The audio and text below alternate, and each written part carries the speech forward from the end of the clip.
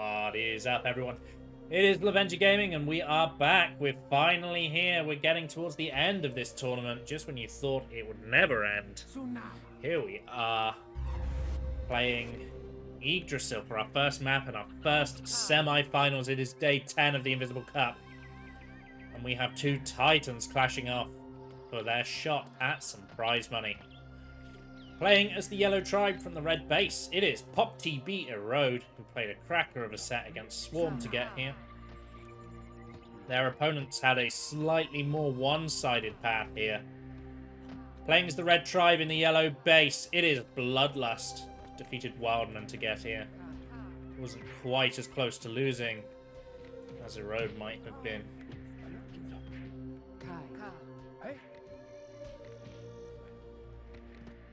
Looks like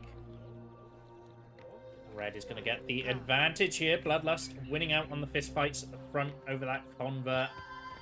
To be expected, typically. The yellow base being played by the Dakinu Shaman here typically gets a better convert on this front. But overall populations at the moment in favour of the red tribe, or the yellow tribe.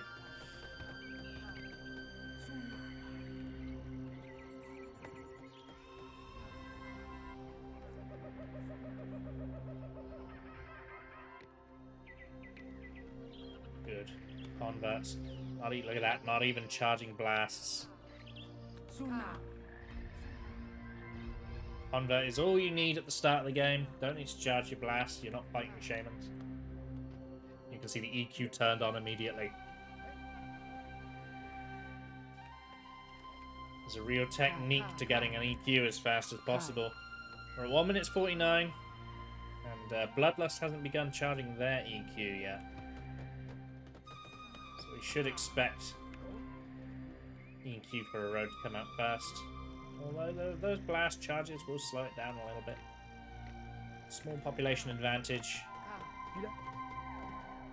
Going the way of Bloodlust. That's typical for this map.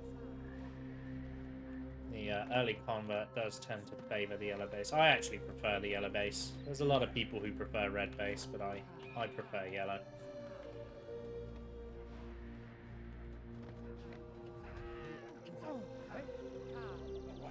Oh, here we go. Yellow Shaman coming straight in. Brave being pulled away. Shaman in a tower. Shaman in a tower. Oh, the convert's nice to stop the Shaman rolling. That was a little bit cheeky and a little bit aggressive. Some Fire Warriors taken out there trying to get into the towers.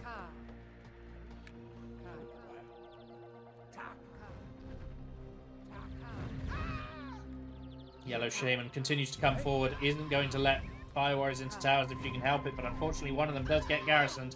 Shaman is forced away by those tower shots, but killing the towers on the front line is Erode. So we should see a bit more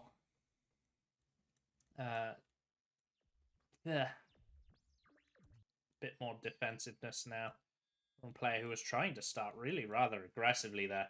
You can see they're paying the price for it. It's quite a small base. Not fully built yet. Well, neither base is fully built yet, but it's quite small.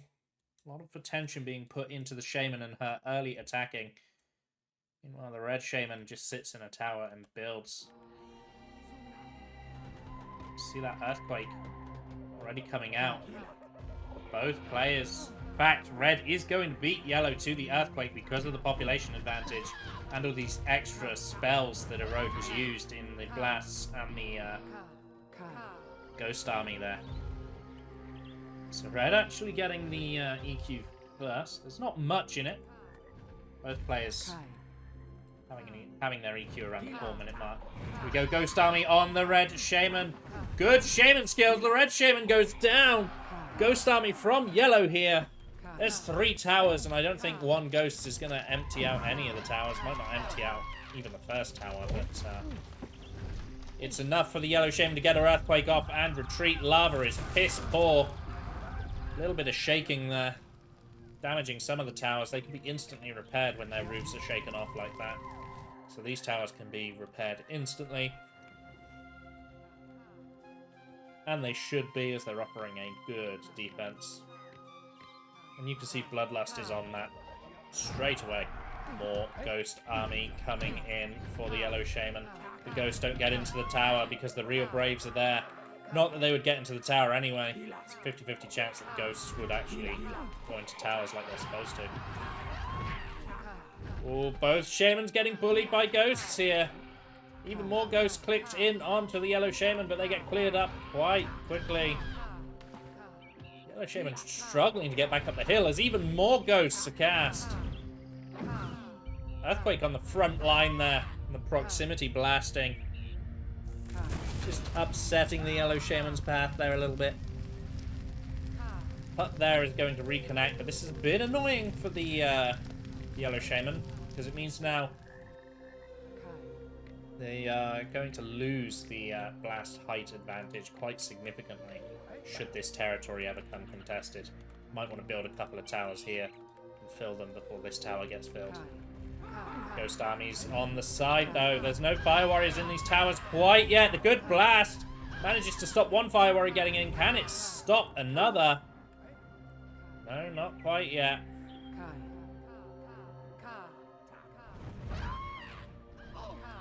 Nice blast from a road there. More Ghost Armies coming down to distract the towers. Very aggressive use of Ghosts here. The blast trick not quite good enough. Yellow Shaman goes down. Red Shaman's turn to attack. Population is in favor of Yellow, though.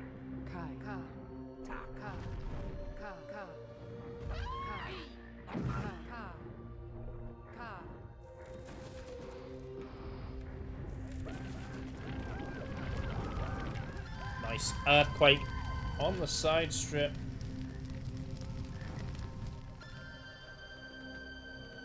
Do a good bit of damage.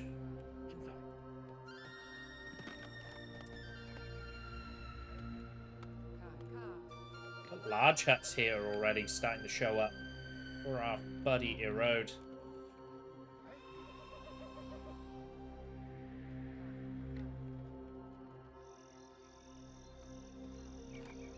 Nothing of the sort. Nothing of the sort yet for our Red Shaman. Have a quick look at the bases as we get an RBLB. From a road there, the blasts are good. The Ghost Army's got the Red Shaman in a precarious position here. And there she goes. She goes for a swim. Those ghosts are cleared up.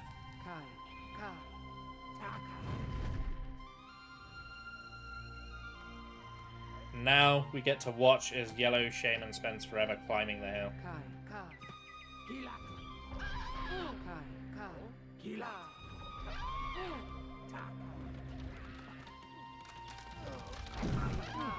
Nice Earthquake on the front line once again. Same spot. Hoping to have more success for the defense here, and it is starting to lower these hills. And it's going to create this sort of valley into the base. The Yellow Shaman is actually still on the assault. She does have another... Nope, never mind. I was looking at the wrong player's spell. She has half an Earthquake charged.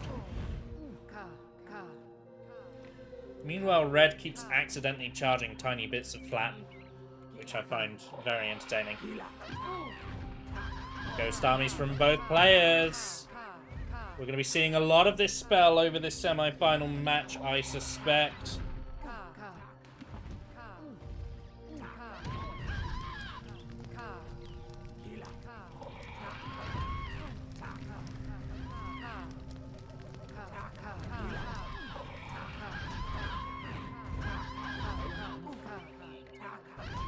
I feel like I don't need to tell you every time a Ghost Army is cast, because otherwise I'm going to run out of breath before the semi-finals is done. There's definitely a lot of Ghost Army being used here. Proximity blasts being used to kill those Fire Warriors. Nice rapid casts there. Killing 3 Fire Warriors effectively for free. Yellow senses blood. He's using a lot of blasts here. Ghost Army once again. I'm not going to tell you when every time the blast is cast. Oh, but no! The Yellow Shaman continues to roll, and she goes for a swim. That's the end of Yellow's pressure. Still got a huge population advantage. Tell us when blasts don't connect. Well, that's every other blast that's connected. Tyler doesn't want to fix it. It's a skill issue.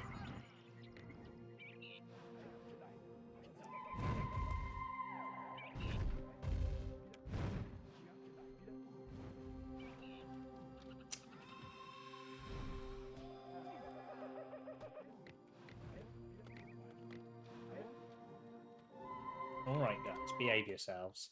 Let's have another look at the bases while we wait for Red to mount an offensive. This front defense is getting a little bit stripped back, although these towers are pretty good. Looks like we've got Shaman Duel coming in, so let's zoom in for the kills, maybe. Earthquake from Bloodlust on the front line. Not entirely sure what that's going to do. In fact, it doesn't really do anything. And Bloodlust goes down. Ghost Shaman being made. That's a choice. The tower is clicked onto the real Shaman, though. There she goes. A little bit of impatience. And the Ghost Shaman is going to squeal her way to the graveyard. Here come the warriors.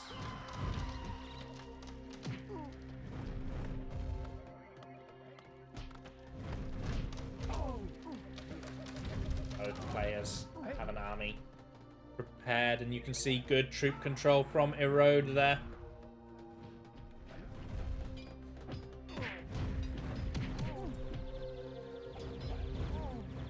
Interesting control of troops, bringing them backwards and forwards, trying to make sure that you don't lose them. You've got to remember, these troops, they're valuable, they cost mana to train, and every trained troop is one less brave in your population. Nice lightning there. Earthquake does go off on the front line, but we can see the Yellow Shaman's playing particularly aggressive here. Not the tornado I would have cast on the front line there. Perhaps a little bit of a misclick. Second one does strip back that tower.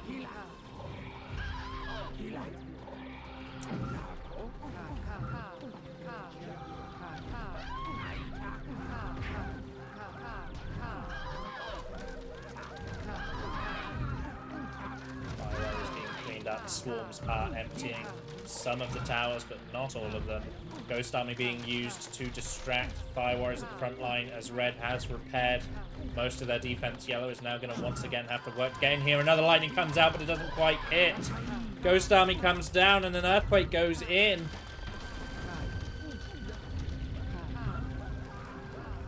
Strange Earthquake. Not what you want to see if you're a rogue, but here come the Braves. Here come the Braves. Red Shaman's going to get pinned fighting Braves at the front line as Yellow Warriors come on in, but no, Red has a lightning and is able to kill Yellow Shaman. Now, does Red press the attack or deal with the Warriors? It looks like Red is going to press the attack. And this is a lot of Warriors going in on the side here. There are Red Warriors in position to try to defend, and the Red Shaman's actually died on her assault, so she isn't going to get anything done herself. Now, there's a lot of Yellow Warriors here. They're going to pull back because the tower has softened a bunch of them up, as well as killing all of those Red Warriors. They are going to be able to get some towers on the front line and just make the space a little bit more exposed on the side, which will then launch into a sort of changing of attack vectors.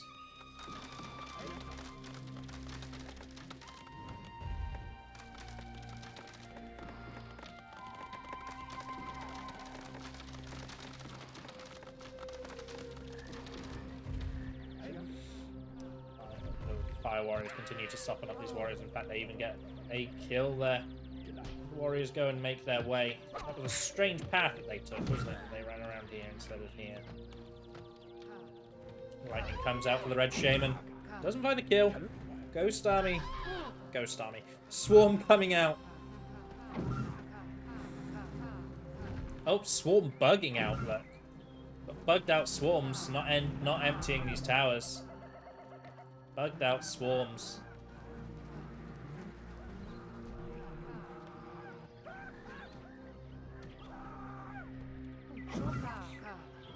Yellow Shaman on the side here with their Warriors. Gets a kill onto Red.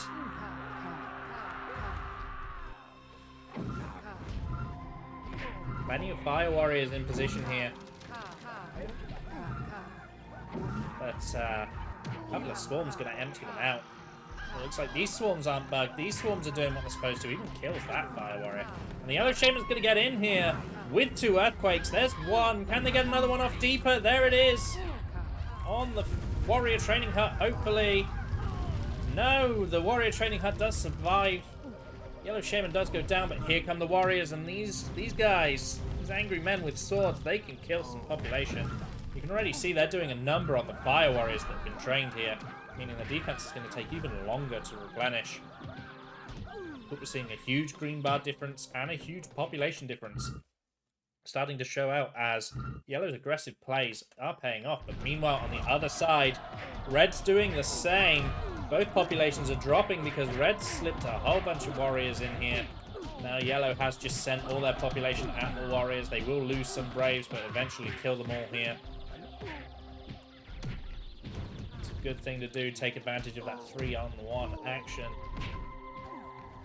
Look at these warriors, they just continue to trickle in. Perhaps now it's a bit too late. The Yellow Shaman is up. Perhaps you wanted to pull those warriors back and save their lives.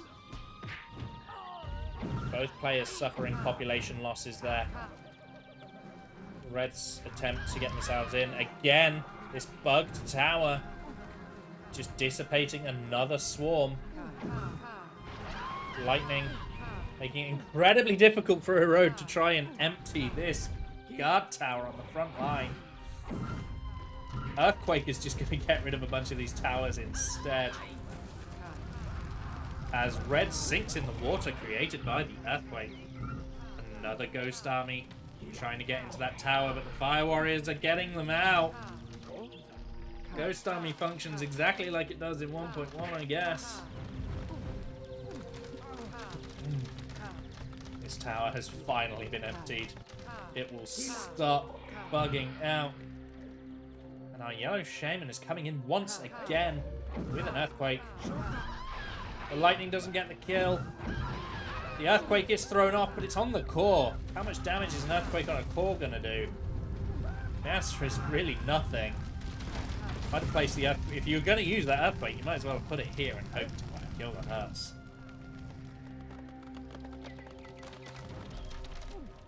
So warriors continue to pour on in here. Red Shaman struggling to deal with them.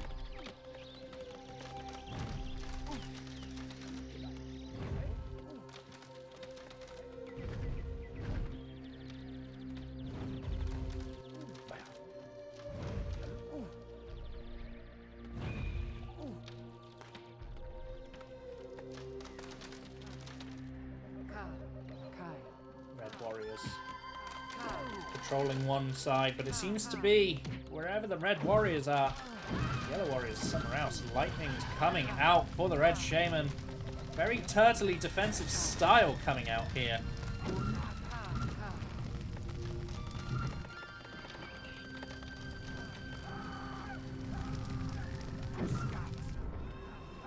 Oh, here we go.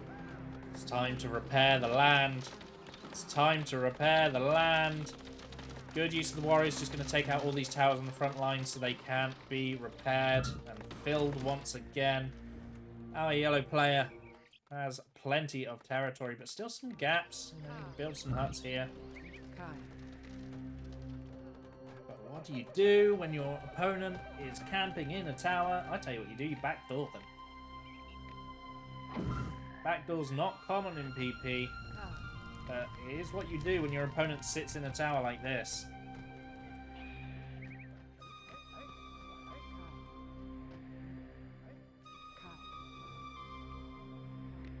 Could come over here as well. Tower range is good, but it's not that good. This is pretty free. Create a land bridge here, and then you have free trooping paths that will constantly pull the Shaman out of position. Looks like the Red Shaman has finally left the tower.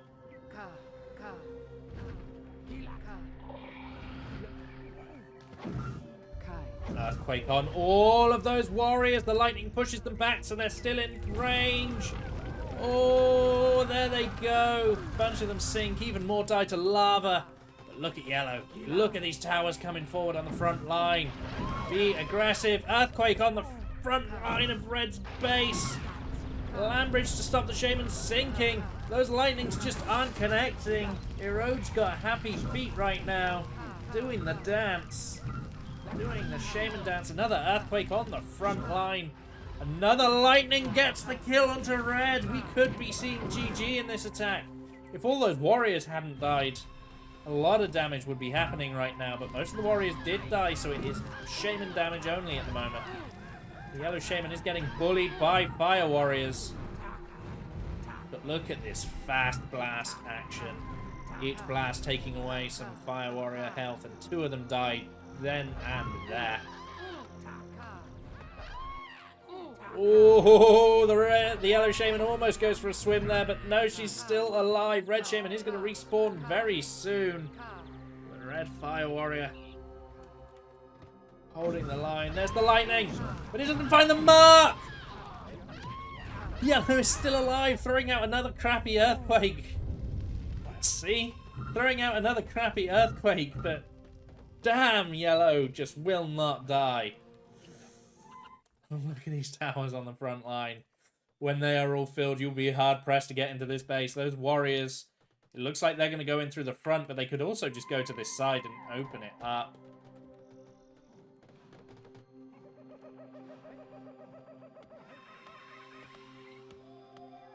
Those of you in YouTube who are seeing Babo's guesses, feel free to ignore them.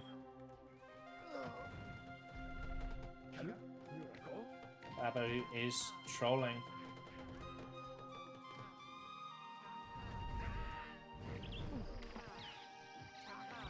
Red shaman coming forward. Earthquake onto all of those empty towers. Some damage dealt. Not loads. And it's certainly not going to affect yellow's population. As the land bridge just comes on in. What have we got spell-wise for the red? 1 EQ and 3 lights. 1 EQ and 3 lights.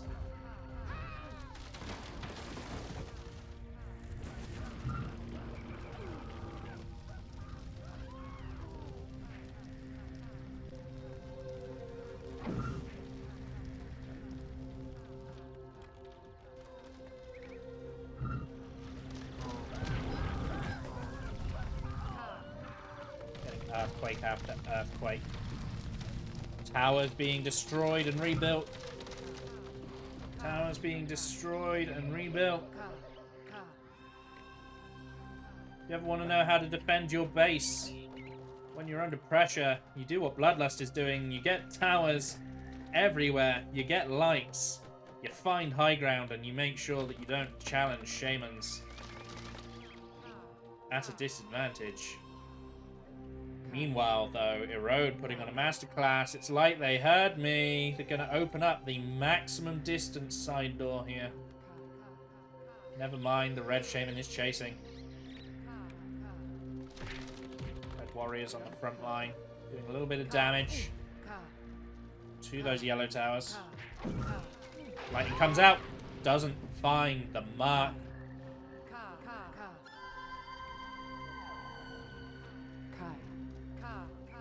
I told my friend this might be a quick set. I don't think it will. We're at 23 minutes for game number 1.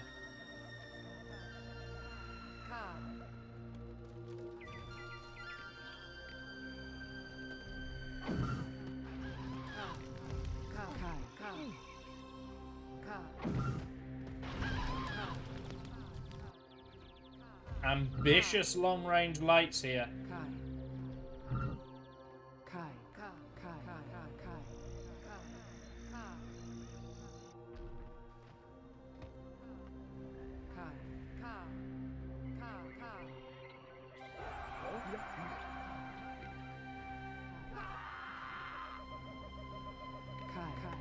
Warriors coming in. Just a few. Enough to try and empty out this defense for the shaman. So hard for them to deal with.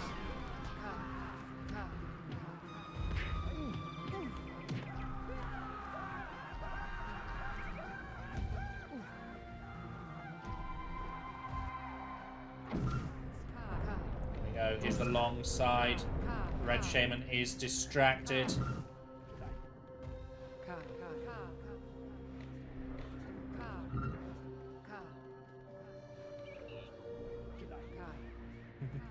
And now we get to do the dance. We get to do the dance of having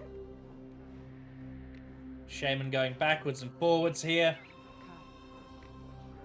Has to deal with this Shaman, who will come in at a different angle, and these warriors, who are going to come in at different angles. Earthquake on the front line, not really doing much of anything. Getting a Firestorm charged for Erode here. There's a good chunk of warriors are going to get in and kill some population. Shaman is there, throws out a swarm for defense. Even got, look at this, we've even got praying for the volcano here. The volcano could seal the deal. It could be a free backdoor. Could backdoor with the volcano. I do recommend backdooring against players who like to sit in towers forever. We hear a bunch of players who complain about it, but I think it's good. Red Shaman died there to the Firestorm.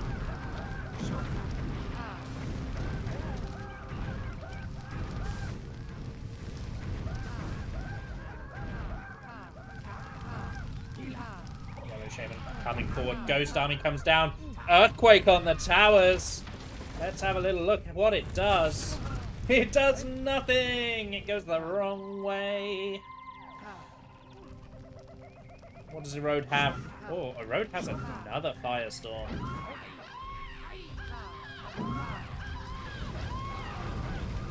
Firestorm goes down, but so does the Shaman. That is the end of this attack. Although the warriors are here to clean up everything on this side strip. They're being carefully controlled. The main bulk is actually staying back, and only a few are coming forward to empty out these huts. Ignore anyone who says Firestorming towers is really good. They're wrong.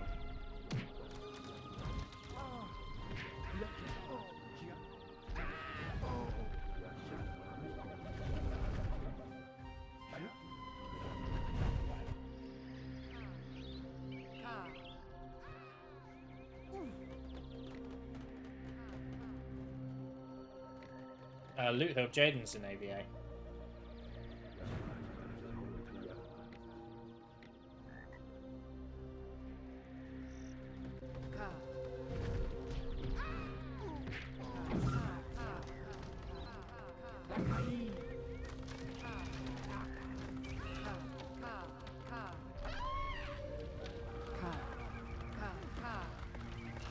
Might not be Shami anymore, but he has been Shaman in AVA.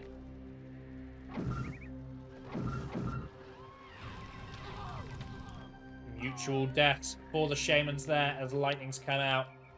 And you can sort of see the frustration for our yellow player as they try to make this game end, but it just doesn't end. Backdoor, backdoor. Just do it. Swallow your pride. You know, T-Rod would have done this 20 minutes ago. Swallow your pride, backdoor, end the game.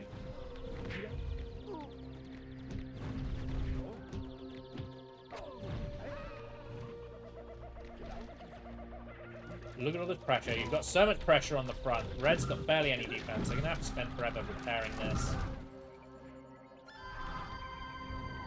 You got great defense as yellow. Just backdoor. Backdoor. Do it. Do it. Now, we're gonna walk towards the red shaman and her tower.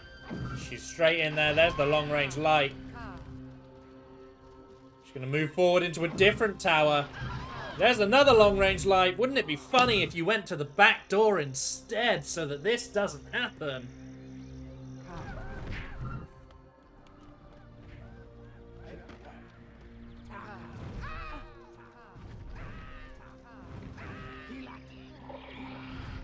Erode is a much better player than me, but I do like to stress Populous gives us terraforming spells to make extra paths.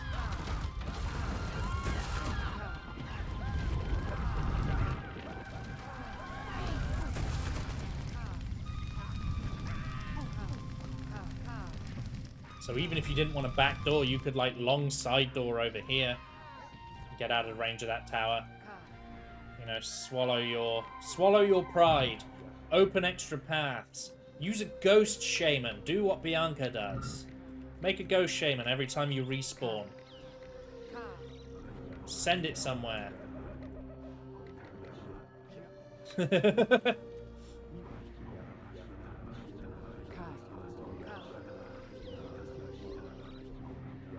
Bianca does make a ghost shaman every time she respawns. I tell you right now.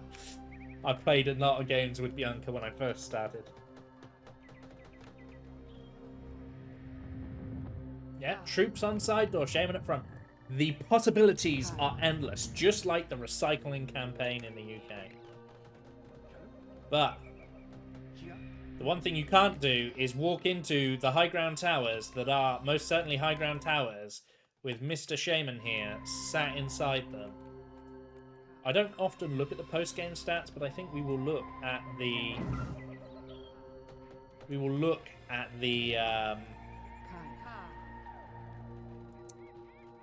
time spent in tower for red.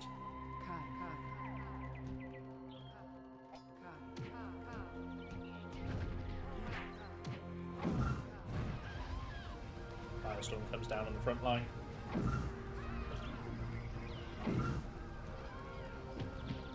Red Shaman having to land bridge to try and get us out back up to the high ground. Double Earthquake going to come up from the road, hoping it absolutely flattens this defense. It's not quite as good as what you want, but at least some of these bloody towers are lowered. There's no tower for the Red Shaman to hide in right now. There's another Firestorm coming out.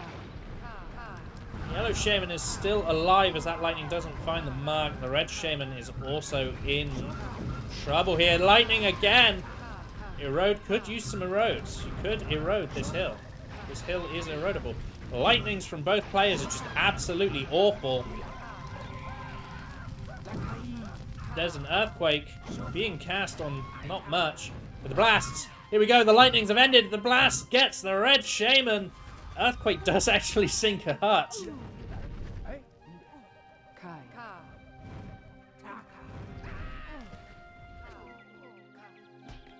Here come Yellow Warriors. Hopefully they can be the blow that ends this game. There's 100 population difference.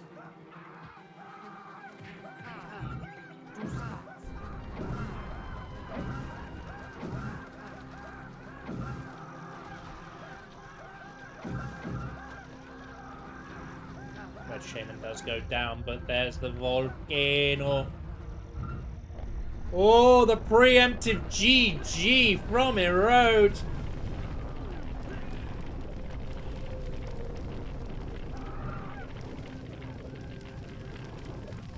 There's the volcano.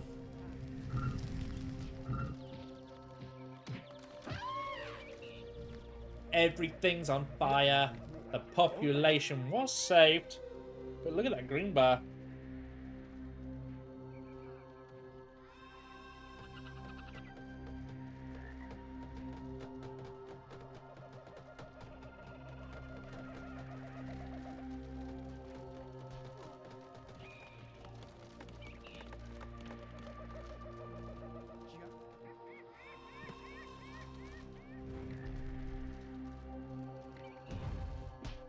Yeah, Loot Hill, when are you going to do the official Spanish restream? GG is called. Red does quit. Game number 1 goes to Erode.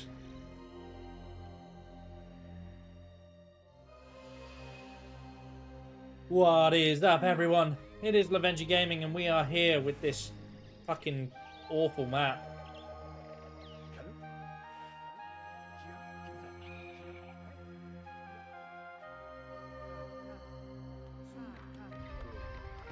Down 1 game after a hard-fought defeat on Yggdrasil.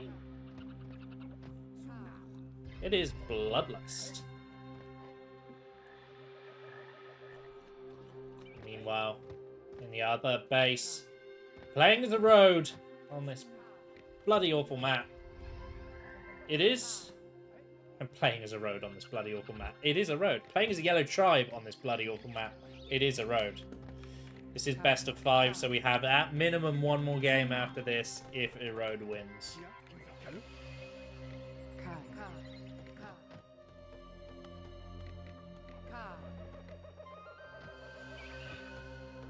We'll see if Bloodlust knows that and logs out. Long night. It could potentially be a very long night. You are correct. So, we'll have to see what happens here.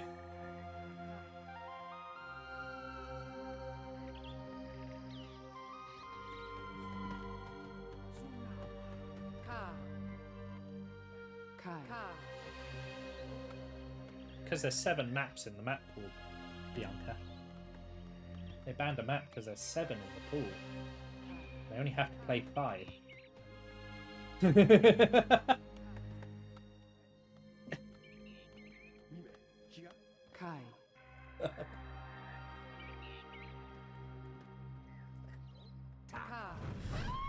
Oh, we've got a little aggressiveness with the Shaman.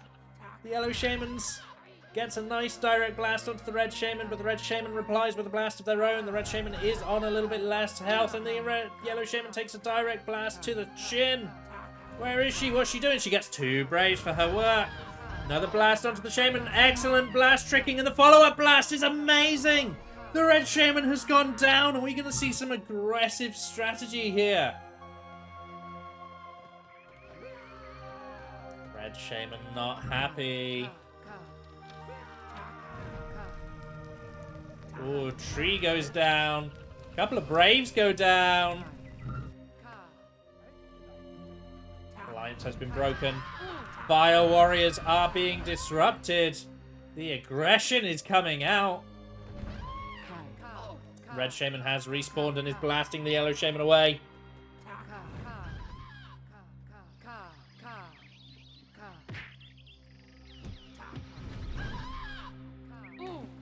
Good blast onto the yellow Shaman. So not the end of the world.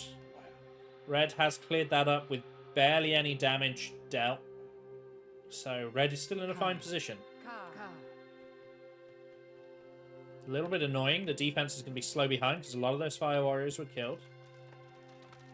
A couple of yellow Braves coming forward to take some wood. But not the end of the world. Actually quite well handled by Bloodlust there. Despite the early death, the Alliance stopped the Braves fighting and then proximity blasting. Babbo asking Bianca if she was magical shield. Babbo, you know the rules.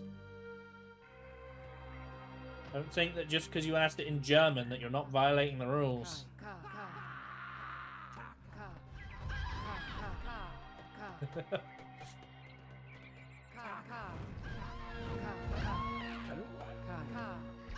I know, yeah.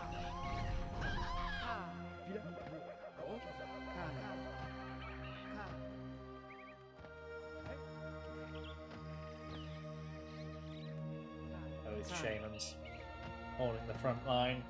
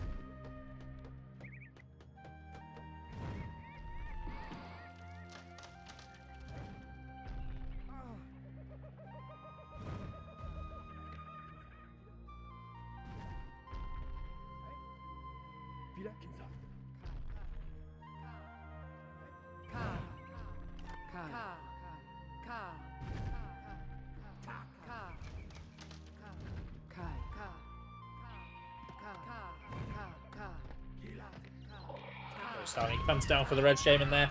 My moment of silence is finally broken as something finally happens. Both Shamans dancing on the front lines. Blasts exchange. Yellow Shaman's still healthy. Earthquake comes out for the red Shaman. The yellow Shaman has to cast a couple of ghosts to keep herself from burning.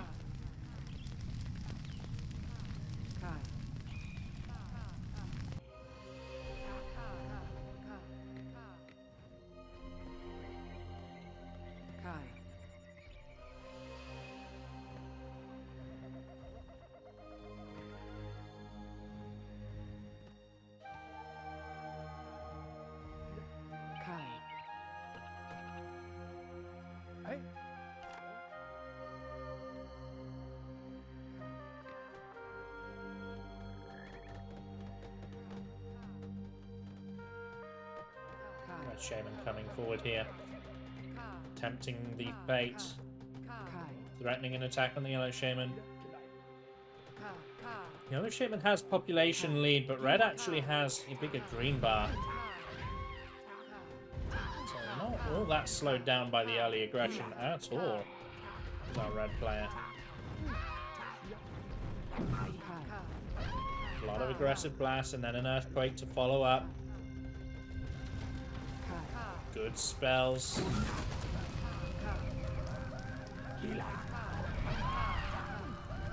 I'm gonna be here forever. Blast exchange. The Red Shaman goes down. Let's see what our Yellow Shaman can do with it. I don't need to actually control the camera. If I just put the camera like this and take both my hands off the keyboard, we should capture everything, because this map is one path.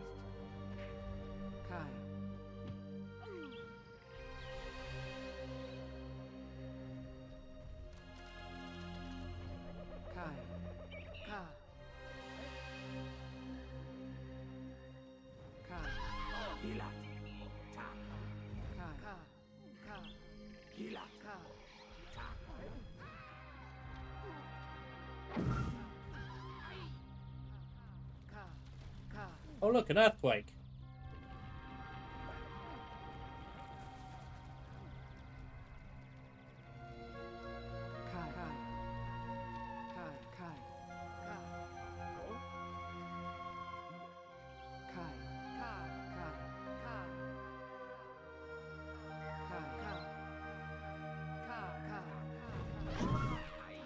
Oh, the lightning doesn't quite hit. I have taken my hands off the keyboard if you were curious. Blast onto the Shaman. The Red Shaman goes into the water and dies. Fire Warriors coming forward.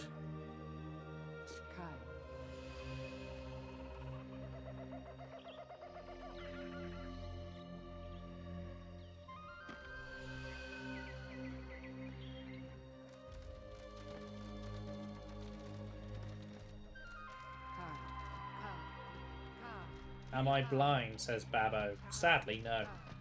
Do have to watch this.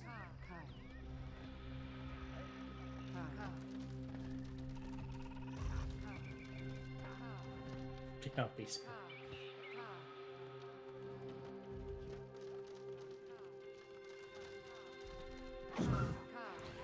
Lightning comes out, gets the kill onto the Red Shaman. Those warriors chilling on the front line.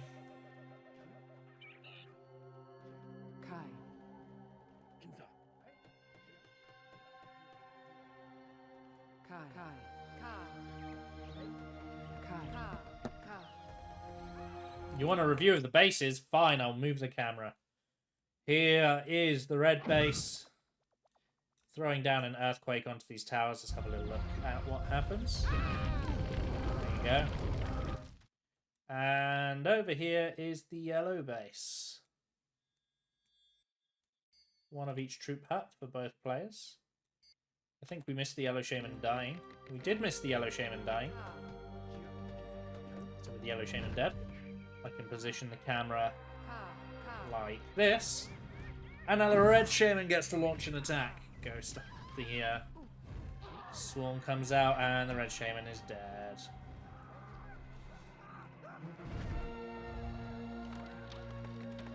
Fire Warriors are controlling territory though. This is an important... I'm going to try and do my job properly now. Enough jokes. We do have to have some degree of professionalism. We're going to get Proximity Blast coming out for Erode here.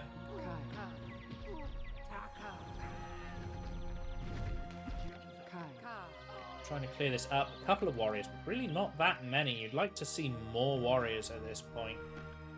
Stop atting me to ask questions that have already been answered.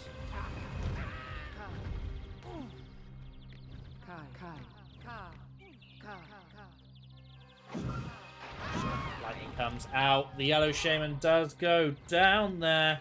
A little bit of advantage towards red now. We'll see what happens. Population lead still in favour of Erode.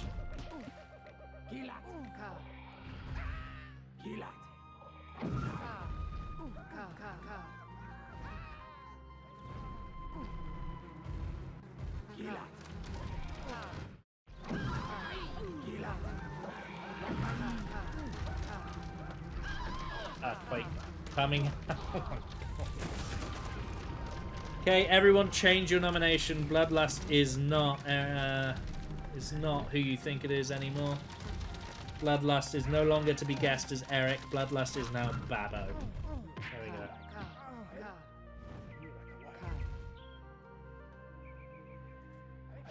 I didn't bring enough alcohol.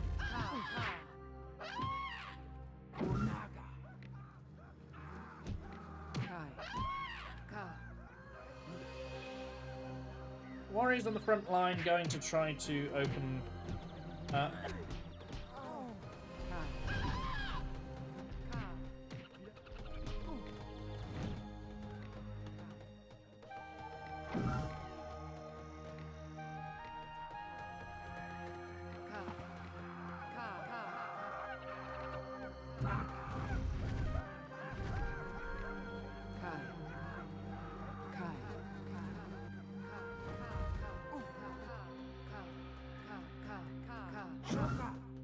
throws down the lightning, doesn't get the kill, but does get one warrior, but then is caught standing still, goes down again.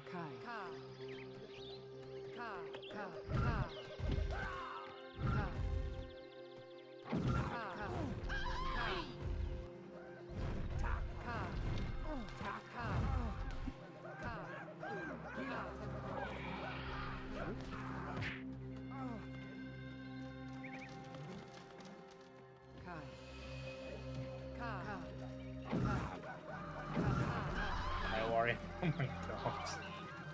Oh.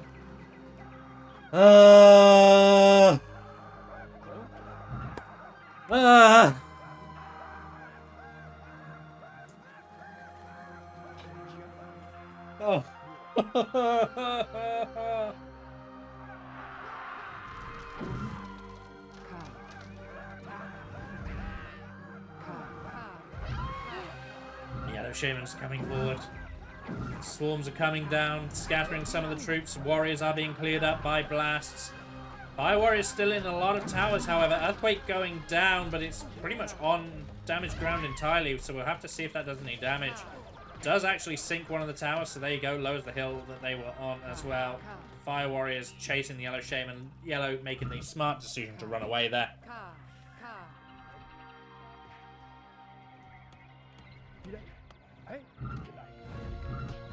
Good use of troops here. A couple of warriors on the front line killing a bunch of fire warriors. That tower is going to get emptied as well for good measure as Yellow continues to build this hut on the front line.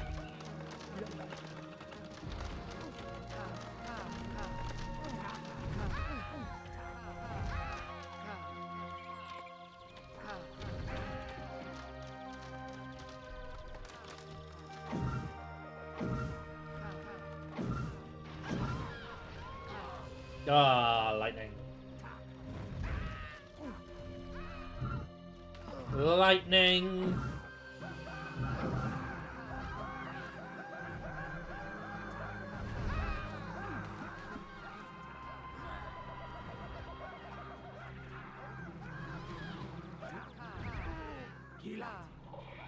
Delightfully devilish, Bianca.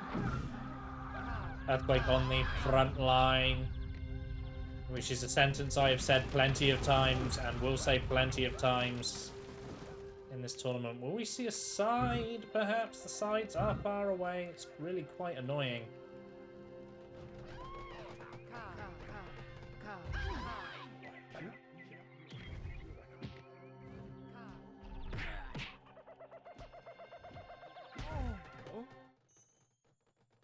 Population advantage still in favor of a road. But the gap is getting a little less big, and what was that lightning? Oh no. Walk in a straight line at a shaman who just casts lights all the time. Do you know, if it weren't for all the stupid deaths, we might have been seeing a bloodlust victory here. Ghost Army going to come down to distract some of these defenses. Are we going to see more earthquakes? Yeah, there's another earthquake. From the red tribe. Yellow needs to think about what to charge. He's going for Tornado. Not what I would pick. I'd pick the land bridges.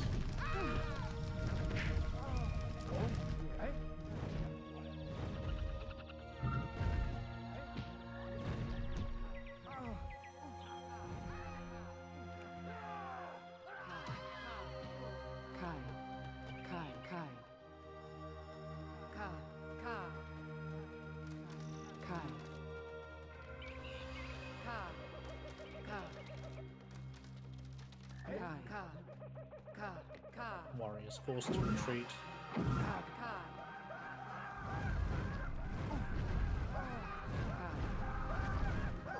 Getting swarmed, the troops get scattered. A good few of them are walking towards the yellow troops and therefore getting picked up. Tower, lightning, thing. This is like watching Tom. It's why I don't like this map, Babbo. It's very one population.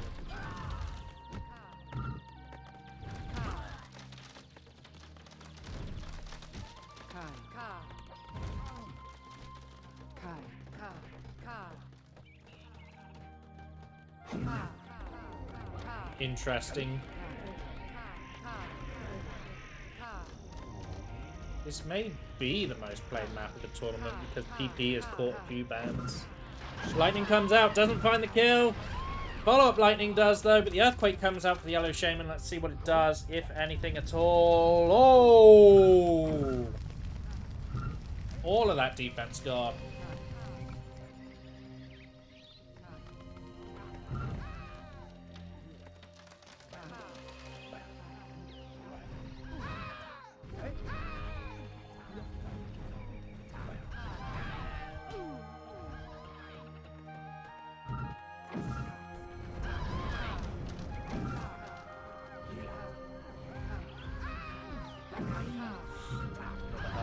The high ground. There's fire warriors in that hut on the front line, which is a good little token of defense. Good damage from the earthquake though. Red shaman can be happy with that. Yellow's high ground towers currently open and taken down. That's why I would have charged the land bridges instead of the tornadoes. Yellow is working on land bridge now, so maybe we'll see the side. You are going to need all your land bridges.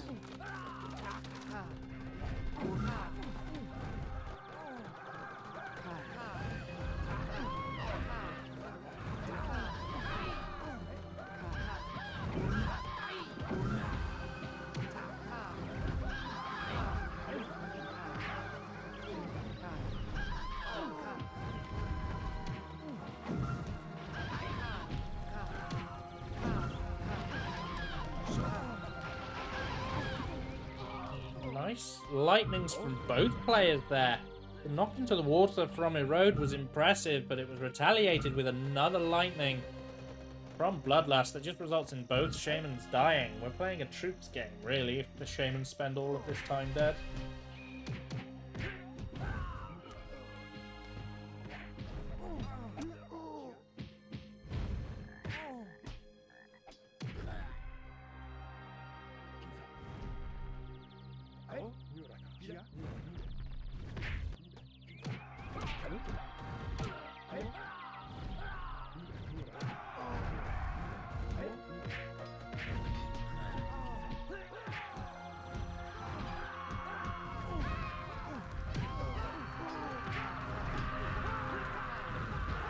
Here come the Braves.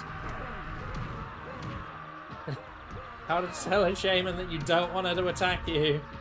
You send the Braves. Listen to them shout. It's intimidating, I tell you. Oh, what a lightning! Beautiful. The warrior actually pushed her into it.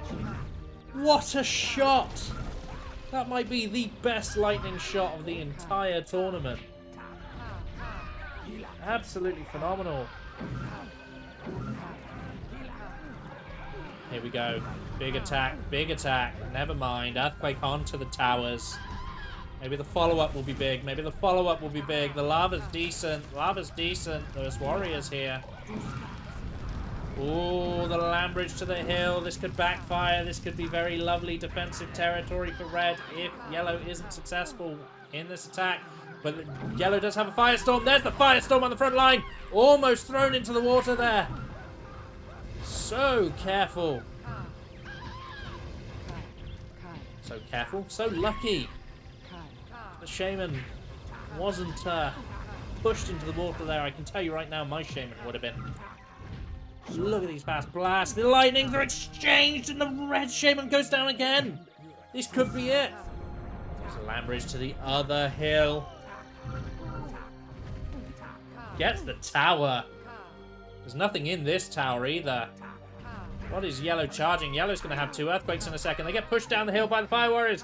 Boost their own warriors over the hill there, which is quite impressive. Oh, the warriors have been shift-clicked to their destination, meaning they ignore foes on the way. Time is being wasted. Red Shaman is going to be back soon. We've got 2 earthquakes. Get in there. Use them. There's the first one. Here comes the Red Shaman. She has respawned. Oh, there it is! There's another lightning! Yellow Shaman turning on beast mode. Back-to-back Shaman kills. That's 3 of them now.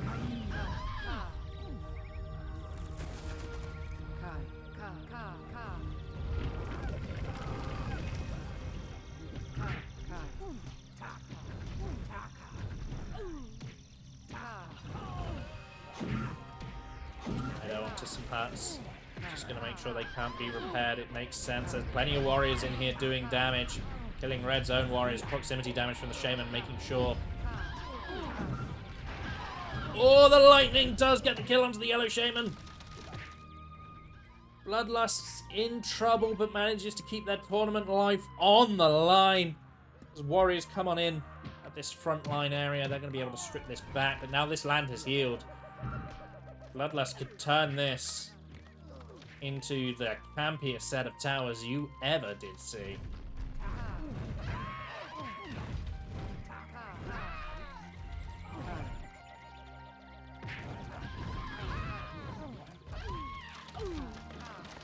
Look at these warriors. Just tearing apart hut after hut. Getting plenty of damage done. There's even some at the back tearing down large huts here. These are only small huts. Our Bloodlust player doesn't care about these, but these back here, these get taken out. This is bad.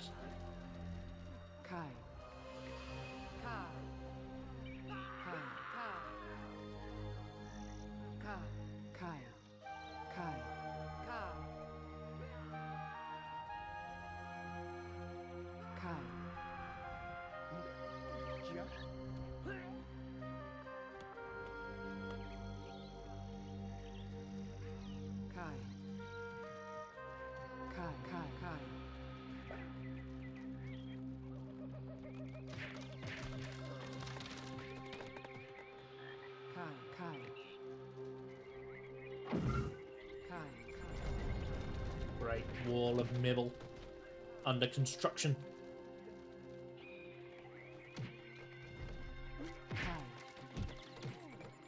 Stream chat is screaming for erode to side door.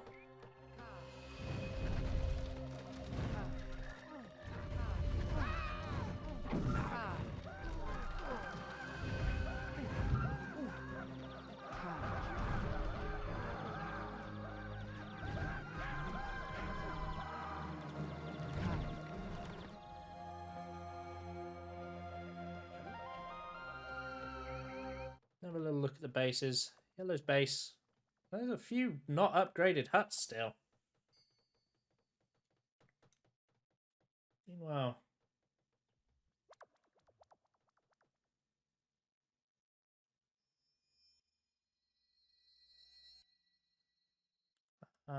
Red doing their best under this pressure. Here we go. Here comes the campiness. Here come the towers.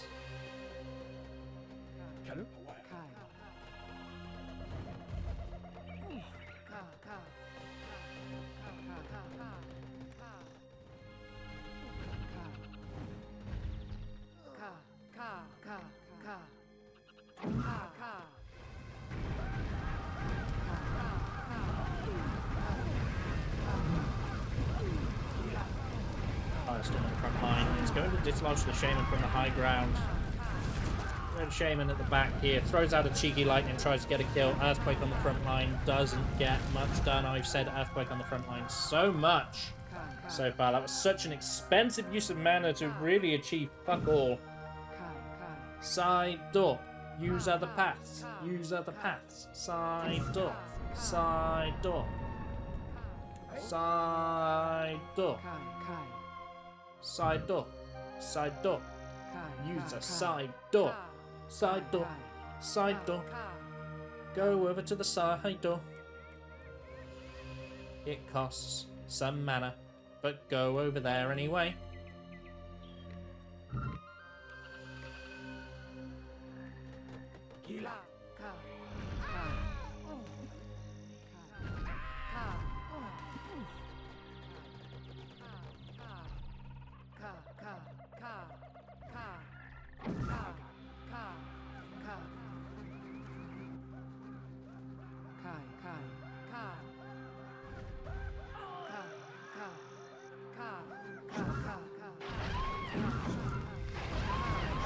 Firestorm onto the Shaman, and as she throws out 3 lights and somehow doesn't die. She does throw out Firestorm of her own on the front line, though.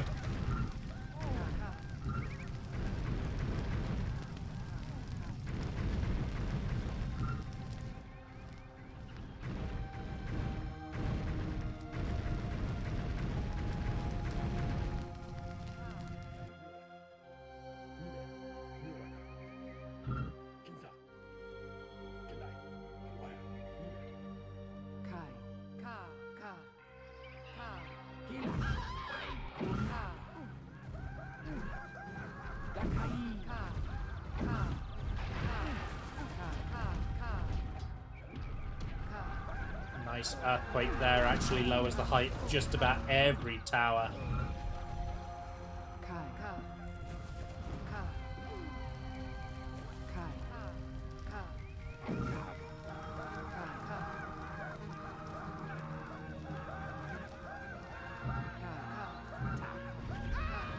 Path is getting wide open for the red base.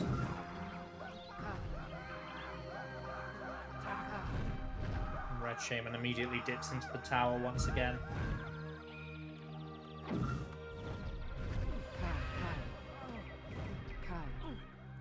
Nice long land bridge for the Red Shaman, gonna continue. Plenty of places.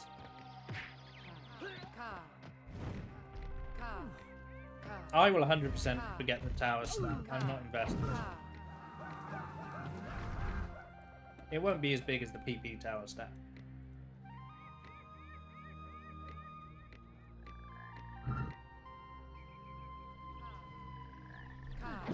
He wishes, Mr. Spybots. JK. JK, Riley. JK.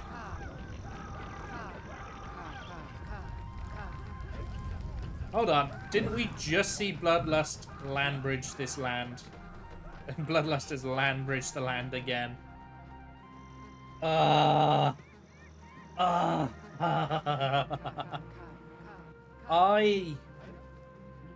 I really don't like when I'm not professional in my cast, but games like this do make it difficult. Another Firestorm on the front line. Yellow actually doing more damage to their own warriors than to the enemy at this point.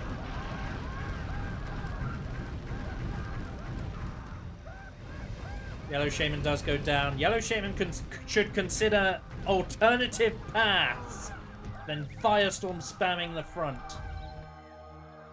Look. No. Get 4. 4. 1, 2, 3, 4. Just get 4.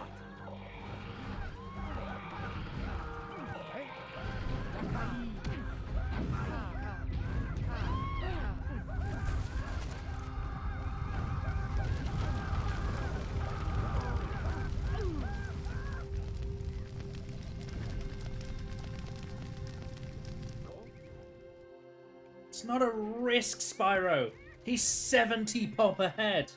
70.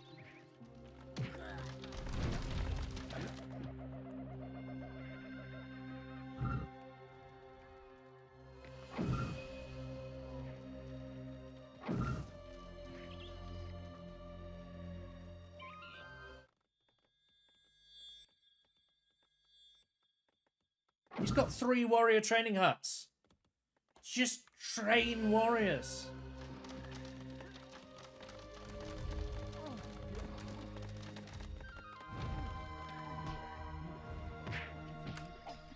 Aha!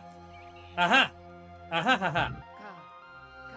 Aha ha ha ha ha! He used 3 LBs to get here. So yeah, he's now got control of the middle, can pull the Red Shaman over. The Red Shaman has in fact come over and is already beginning building towers. But this has opened up a front line for warriors. Now that is the good advantage to this side. You don't need to connect it, you just need to threaten to connect it. Because now Red Shaman is stood here. And you've got a whole bunch of angry men with swords. 100 bad guys with swords.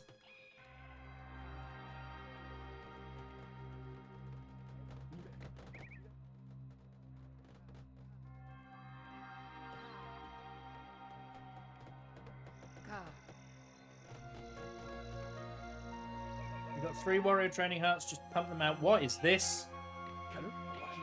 What is this? Just filling the huts with fire warriors. Getting more and more impatient.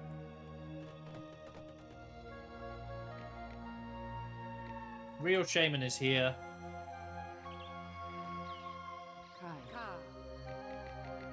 This one. Lightning has the Red Shaman rolling down. Can we see some land bridge? Can we see some land bridge? Can we see some land bridge? We see some land bridge.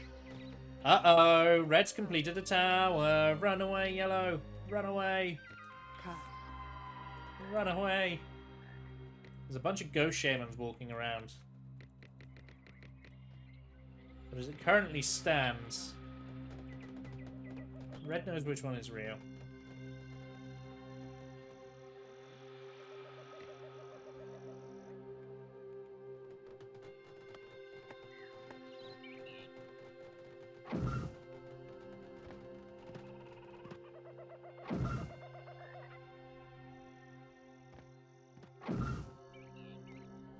Oh god. We've got a magical journey. Here we go. It's the magical journey. Shogun's on his way to your base. Nah, this is smart. He's forcing the Red Shaman out of the tower.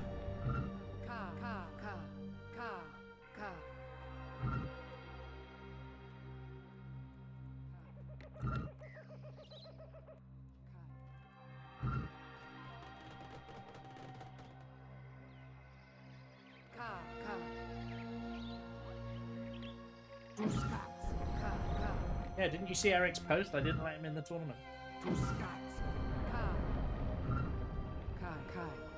Nice long land bridges. Maximum width. Gonna be able to come all the way over here.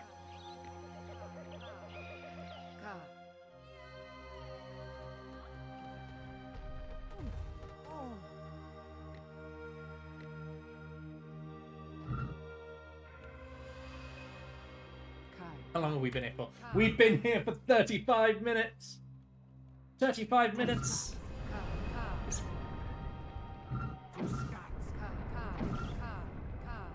Ooh, Bloodlust. Tempting fate a little bit here. Actually matching Landbridge for Landbridge. Look at these warriors. So many warriors at the front line. But Red does have quite a lot of warriors of their own. We're looking at 26 to 37. 26 to 37. Both players using a large amount of their population. Firestorm onto Firestorm. Ooh, it's fiery. There's storms. It's full of fire. Ooh, and the Yellow Shaman's going to go off on a magical journey. That's just...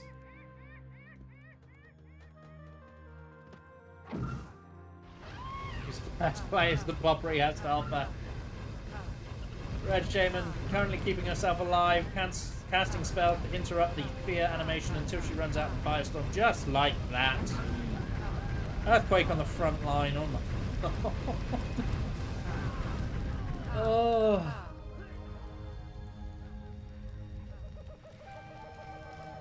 There's the earthquake. Does get a hurt. actually is helpful because it takes away this path for the red shaman. He can sort of come from here to here.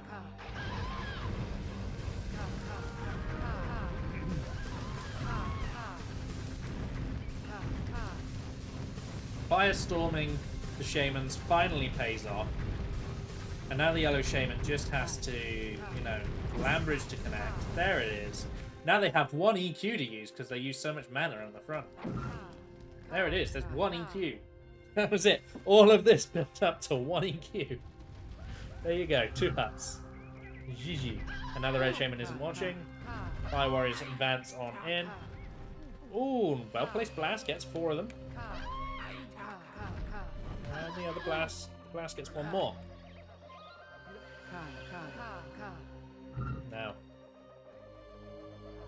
yellow does have a lot of population, so they are charging spells pretty fast. You can already see they've got Earthquake, half a Firestorm already. Oh, come on, don't start doing this shit.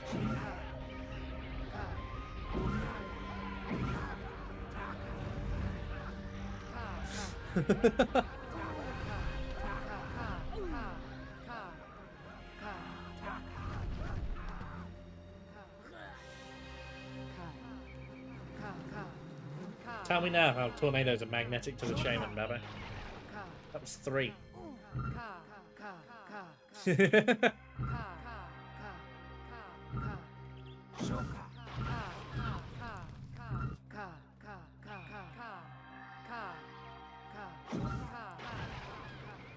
I can't believe Erode has like a 150 population advantage. There you go, there's a Firestorm kill.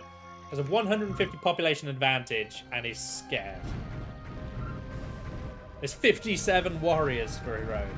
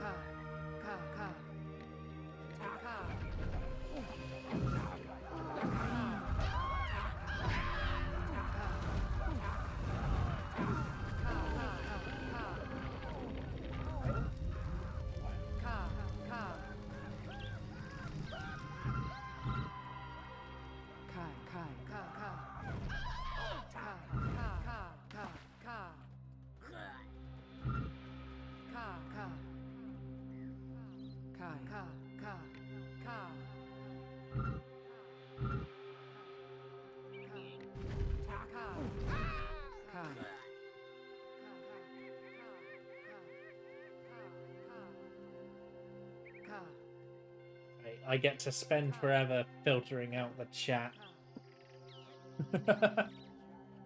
I'd love it if I could turn the chat off as a spectator. So that I don't have to cut that out of YouTube videos.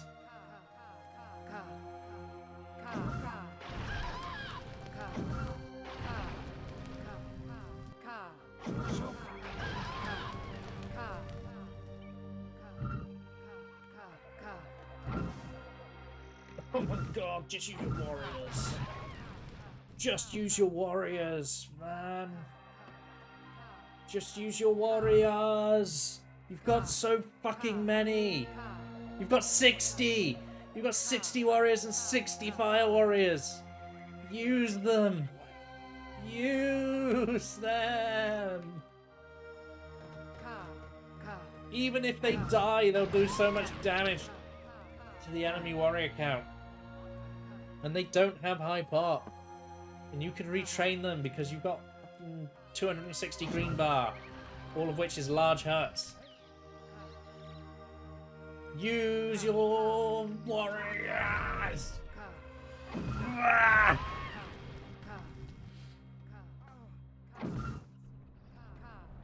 Oh, here we go. A new attack path. A new attack path. Double earthquake onto the hill. Hopefully should flatten the hill right out. It did, sort of. The land bridge will just fix all of that, though. Lightning comes out for the red shaman, doesn't quite find the mark. Lightning comes out for the yellow shaman, and it does! Can we see an attack? Use your warriors! Use the warriors! Use the warriors! Use the warriors!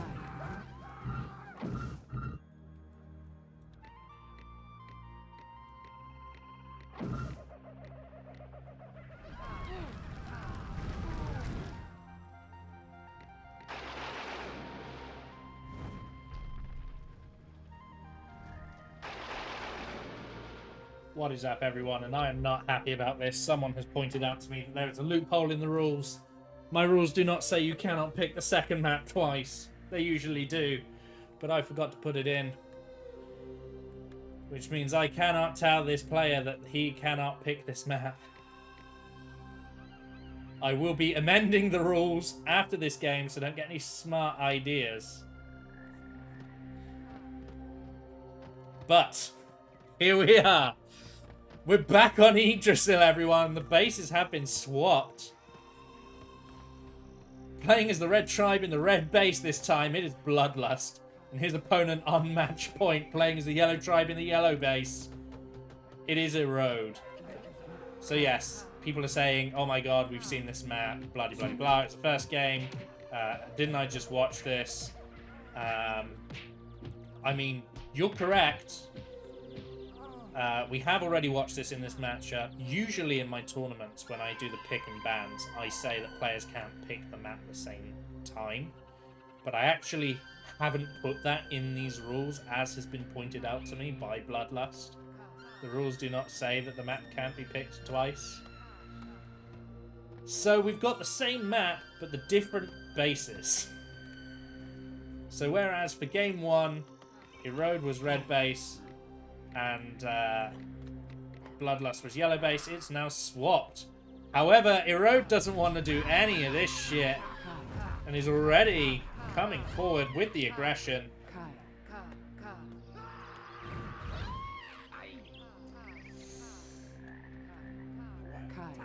Red Shaman has to be careful. Yellow Shaman good with the blast trick.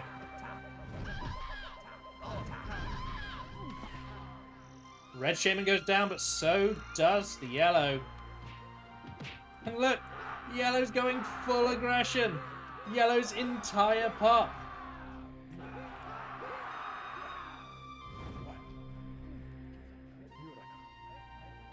It looks like red was prepared. Red gathered all their pop into one spot so that they could all fight at the same time. And that seems enough for yellow to be like, do you know what? I'm not going to risk it.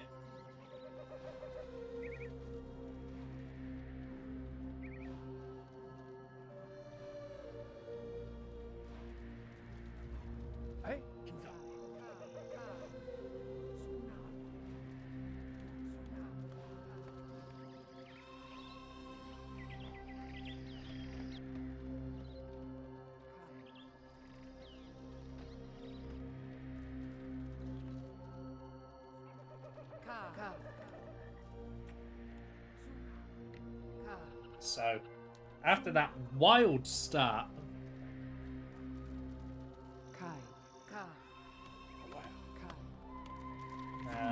we are back to some form of normality. Early warrior training coming out, the Yellow Shaman, but now Yellow's base building is quite far behind after trying to win that game so fast. In fact, Yellow Shaman's coming forward again. These towers haven't been filled, so she could do some damage.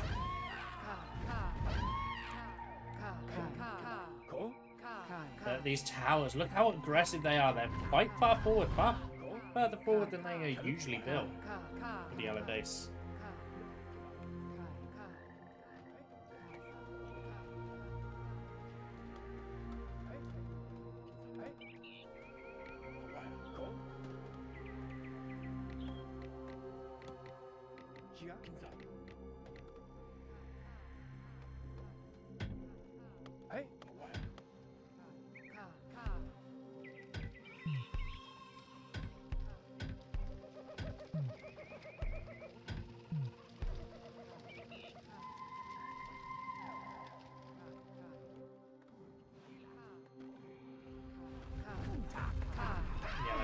Coming forward, manages to knock the Red Shaman down from the high ground there. Ghost Army going to come down to distract these towers, but Ghost Army is pretty useless to emptying towers compared to 1.1. Both shamans go down again. Road being very aggressive. I wouldn't be surprised if we don't see some warriors soon.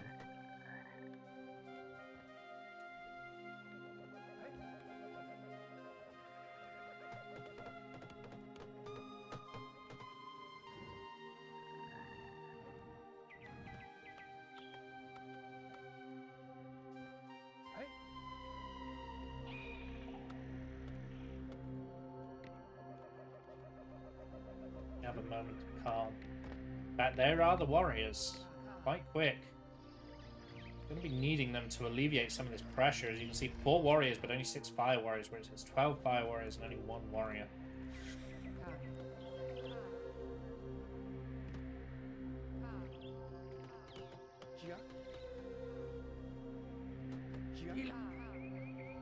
Comes down. Yellow Shaman throws out the earthquake on the front line. I've said that sentence so many times. Find something different to say, Lovenji. Pretty good. Empties out most of the towers here. Only 1 tower actually standing for Bloodlust on the front line. It is going to take Erode a little bit of time. Oh, no, never mind. No, yet. It is going to take Erode a little bit of time. There's a little bit of a delay on the tool. Look at it. Erode's going to have to do a bit of a dance to try and get themselves another earthquake. Warriors patrolling on the side there. Good use of this base control here. It's practically safe to send all of these Braves forward for the wood. Send it to the back of your base, you get these upgraded much quicker, and at the cost of not killing your frontline trees as well. And it's just in time as these trees get earthquaked.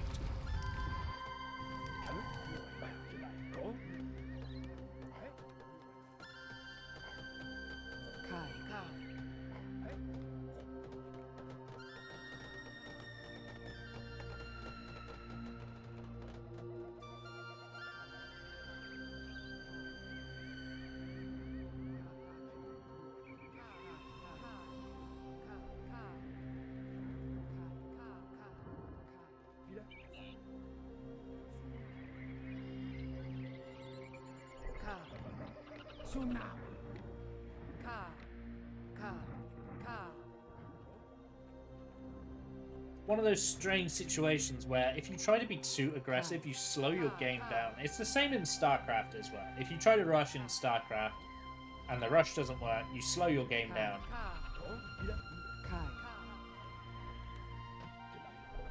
And we're seeing sort of something similar here. 9 warriors. The Bloodlust going towards the side there. Erode in a little bit of danger.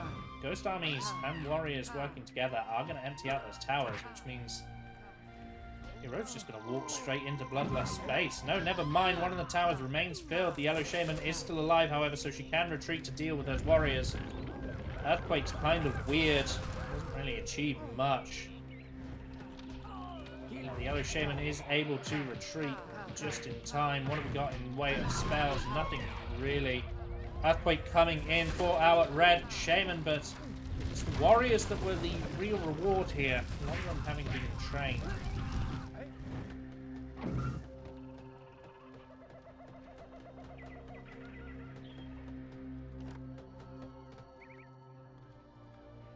I wish I had more to say, but Red Shaman does go down in the blast duel there.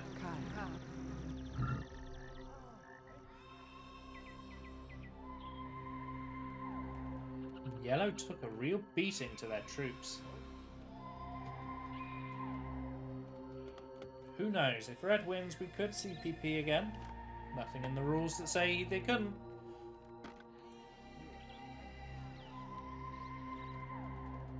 Until the end of today, I will update the rules straight away to say no more PP than 1 pick.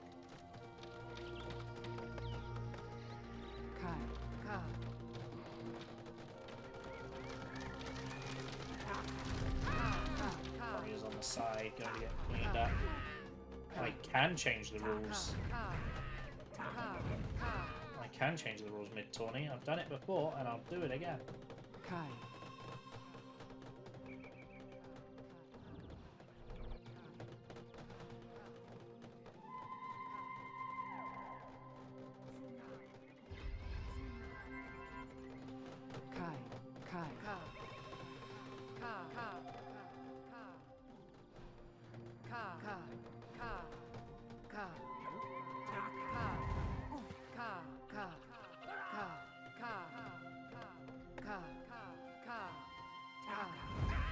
This is not the final of the tournament. This is a semi-final.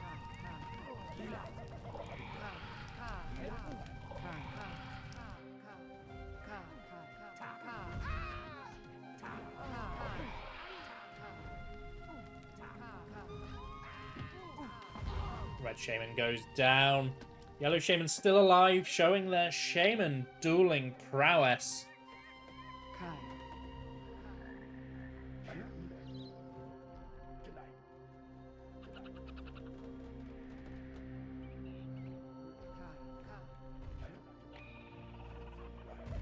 Yellow Shaman coming on forward here.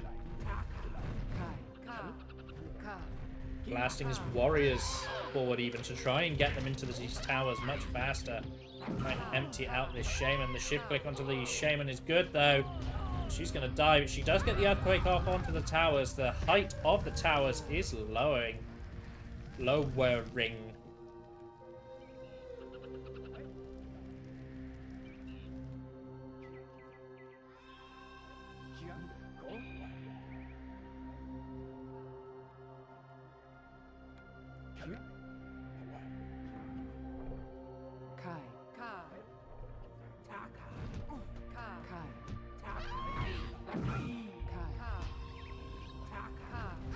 Earthquake coming out.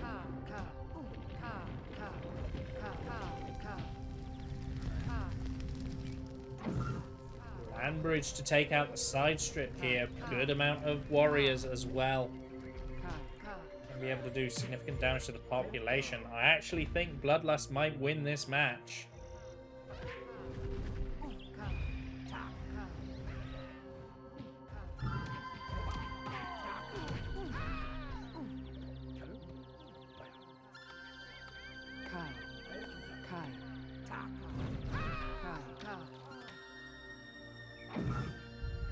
Bloodlust certainly has the advantage.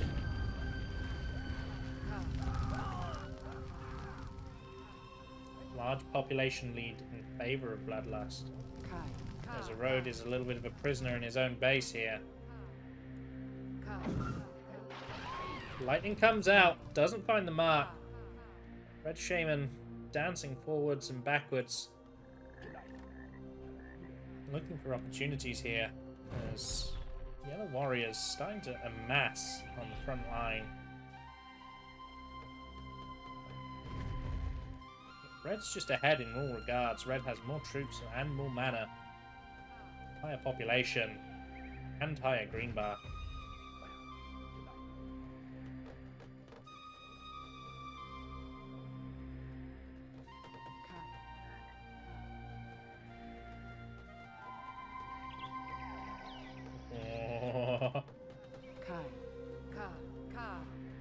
Thought we were going to have a Shaman in the tower for a while there.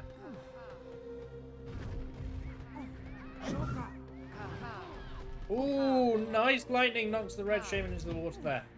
Those Red Warriors on the side could be exposed. No, is Yellow just going to ignore them?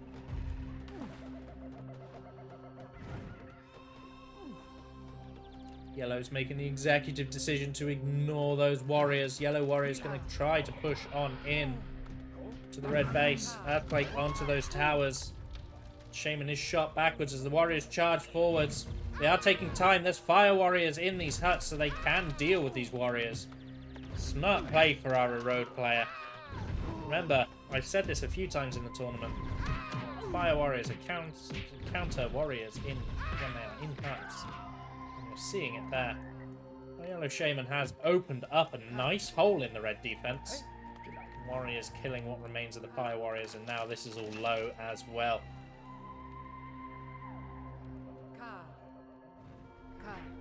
Now we have to see careful play. It looks like Bloodlust is proposing a trade, which means Erode has to not die. It also means that Bloodlust has to not die. Both players have to not die. Good blasts, dealing with the troops there as our Red Shaman is coming on in. Even more warriors going into the red base there. Yellow Shaman can pay some patience. Oh, it looks like the Yellow Shaman has retreated. There it is. There's the Shaman kill. Fire Warriors shoot them up. The Shaman finishes them off in a nice little 1-2 punch. And now, Erode. With all these warriors going down the side strip, this could be big damage, and Erode's aggression might finally pay off. Didn't look like they were going to win for the longest time, but it looks like they're finally now getting in and doing damage. Fire Warriors being annoying. Shooting the Shaman here, there, and everywhere. The Warriors are going to cover the Shaman, though. They've just taken out that tower on the side strip. Yellow Shaman's getting right to the back. They're getting to all of these upgraded huts. Nice blast. Going to kill a couple of Braves there. One Earthquake at the back of the base. Is there going to be another one? Yellow doesn't have it charged. There might be one. There it is. 2 Earthquakes at the back of Red's base. That's going to hurt if you're the Red player. And in fact, we're seeing it for the first time in this game. Yellow is now ahead of the Red player in population, even though it's only barely. But, this is a big but. Red Shaman gets to launch a counterattack. Or she can just dance at the front. Either or. Now, it does look like the Red Shaman is going to launch a counterattack.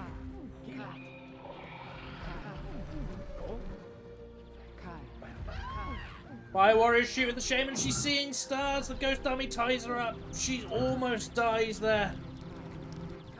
Still Yellow Warriors being a nuisance. Actually taking down buildings. Yellow Shaman has respawned now.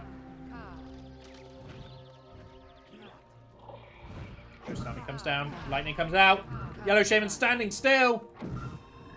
She goes down. Critical error for Yellow there. They do get this large hut though. Earthquake.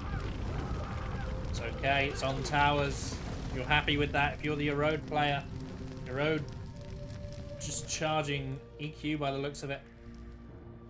As Warriors now go towards the middle to try and tear back Red's middle defense. Red has taken so much damage in their main base that if they lose control of middle, their side becomes exposed. We've got a Brave of Shame in the tower over there, but we've got Ghost Armies and Swarms as Red launches another attack into the yellow base. The annoying Braves are sent forward. The lightning comes out. Earthquake is used, but it's just the one.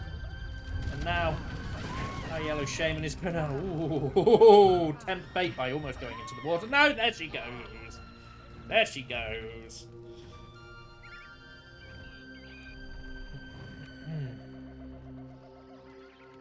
So, a lot of Yellow Warriors here. Done a good amount of damage. Red base still kind of injured. Yeah, not that Yellow base is looking amazing. Another Brave of Shame. A few of them today. All those Yellow Warriors were pulled into the towers and subsequently cleaned up, but there's even more on the way. I'm yawning. I'm sorry. It's a result of not breathing.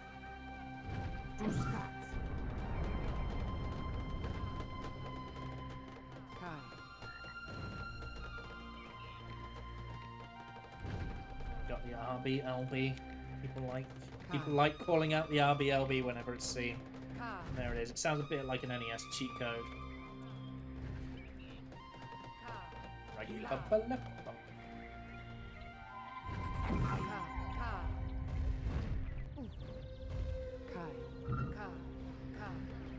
Earthquake on the front line. It's just going to strip back some of that defense, open up an opportunity for all of these warriors.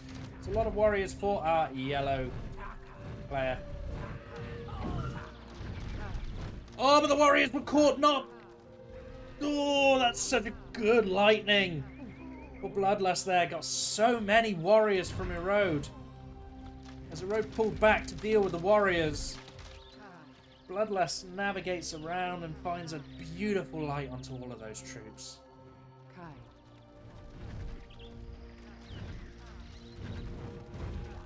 What was once a lot of warriors is now a lot of noniers. Earthquake. Gets a tower for its troubles. Spreads some love.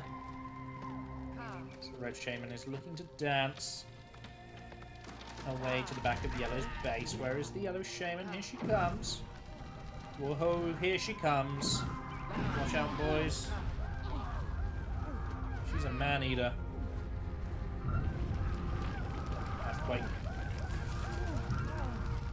nuisance.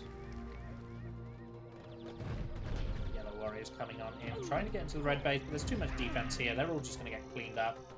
Combination of the red warriors in defensive position and the softening up from these guard towers means they are just not going to achieve very much. But it does open an opportunity for the Yellow Shaman to come forward and use an Earthquake, which she does before summarily trying to swim once again. I mean, if you're convinced, if you're going to continue this Earthquake spam on the front line, you really want double Earthquake here to lower this hill. This hill is a bit of an issue. Thank you for the follow back first, Launa.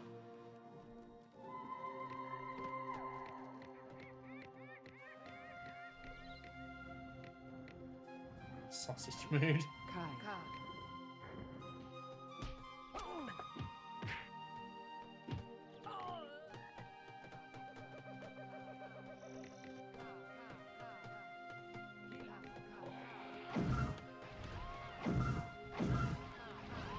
Yeah, lightnings are exchanged. I don't know why I made a scared noise like I was the Yellow Shaman in that position. She comes rolling down the hill, and in doing so, she comes out the forward roll with her staff swinging.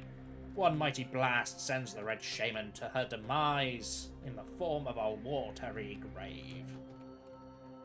I don't know what I'm doing, I'm drunk.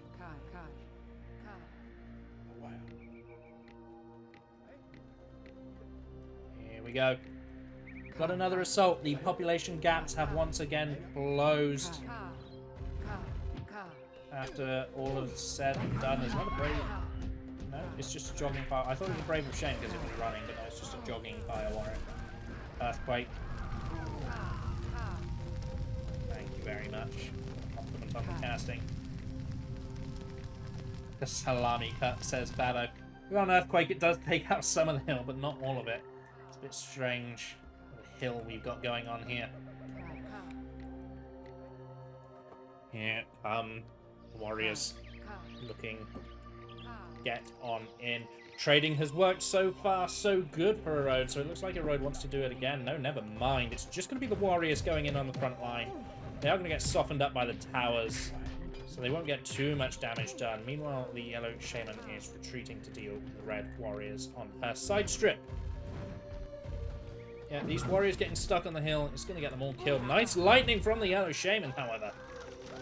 Brings an end to that assault. These warriors, they are going to get a little bit of damage done, but nothing that our Yellow Shaman has to worry about. The warriors were pulled before too many of them die. You can see some of them are seeing the stars. It does take a long time for warriors to recover their health. So they're not going to be the strongest men in the world.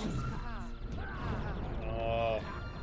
Getting rid of that hill might now pay off as our Yellow Shaman is looking to get the high ground advantage from it. Be careful, these towers will eventually shoot when you get high enough. Earthquake comes out.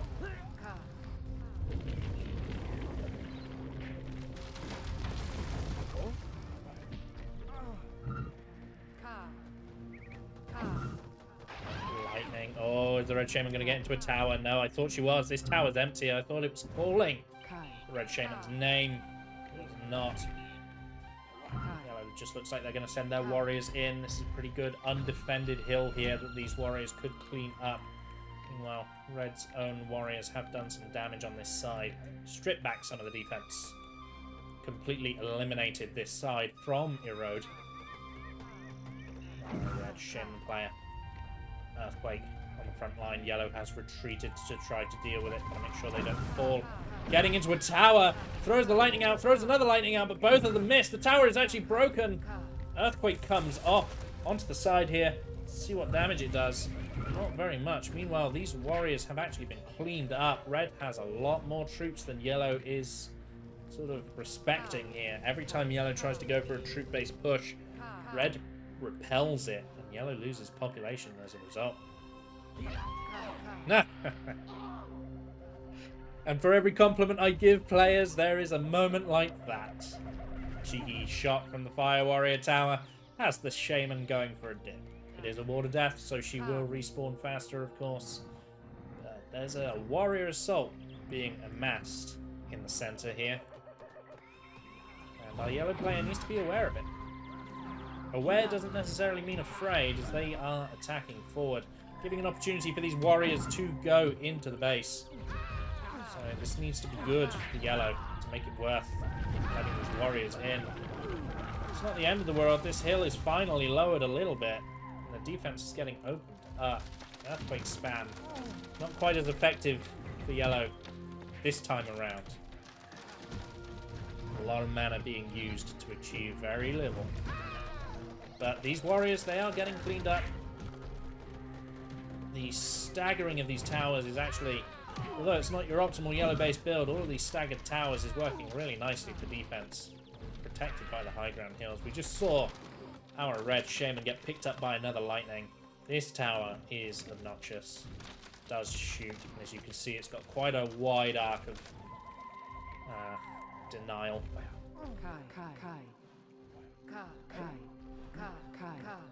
So, warriors coming forward here. Swords are swinging. Oh, there's a couple of yellow warriors behind enemy lines there. Interesting. It's going to buy a way for the shaman to get in. Ghost Army comes down to distract those towers. Can we see some damage? There's an earthquake. The towers did shoot, however, so the shaman is now in a precarious position. Even more fire warriors shoot at the shaman. She goes down after getting her earthquake off. Let's have a little look at what spells we got. We got a firestorm charged for the red shaman. No earthquake, but one firestorm. Meanwhile, our yellow shaman just continuing to charge earthquake after earthquake, and plenty of lights as well.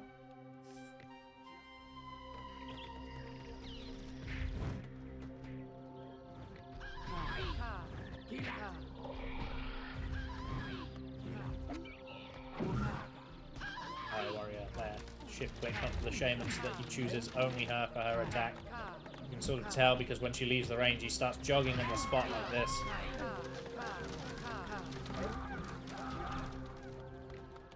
The warrior's going to deny this middle.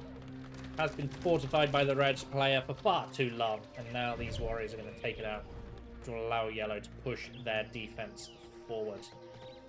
This warrior training hut probably working against our yellow player here because its wall is against this cliff.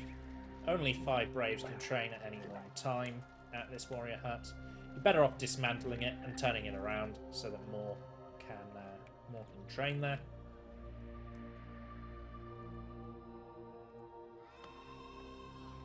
Additional towers being built in spaces that you're not using. I like that. It's good. Might as well use that space. It's not like there's a building limit anymore. And the earthquake spam on the front line gets a little bit of defense for its troubles. And in fact, I think, yeah, it killed the yellow shaman. It was a good earthquake. It's going to slow down. And, wow. I say slow down. It's going to entirely prevent a counterattack.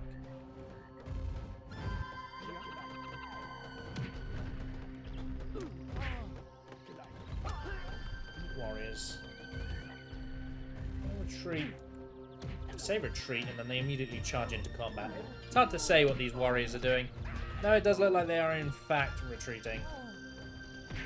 The splash damage from the fire warriors on this front line, far too much. Now, in previous games, I was screaming for backdoors and all sorts of shit like that. The reason I'm not doing that in this game, if you're less experienced in Populous, is you can see that the map control is less solid for our yellow player. They have a strong frontline defense, but their side is really weak at the moment. And so without the full map control, they really can't go wherever they want. And you're seeing that in the yellow shaman's movements as well. She's having to retreat to deal with the red shaman. She's retreating to kill warriors. She's having to play a lot more defensively than she likes to. Ghost Army coming out here, a little bit of sneaky deception. You can of course use ghosts to clear ghosts, which is a perfect use of the Ghost Army there. The lightning comes out and the red shaman goes down, meaning yellow once again gets an opportunity to attack. A lot of yellow warriors did charge forward, but they are all taking a beating from the splash damage from those fire warriors, so they've been given the order to retreat for a moment. Buy some time for the yellow shaman to arrive so that this attack can be worth it. And here we go. Ghost Army comes down. Double Ghost Army. One earthquake. Do we see another? No, the shaman's going to withdraw. Little bit of lava damage at the front, but not the end of the world there. Doesn't actually do terribly much. Yellow Shaman's still alive, though, which is important. Because now she can swing around to the mid. She can take it out. She's really struggling for mana, though. She's trained a lot of warriors. Really struggling to charge more than an earthquake.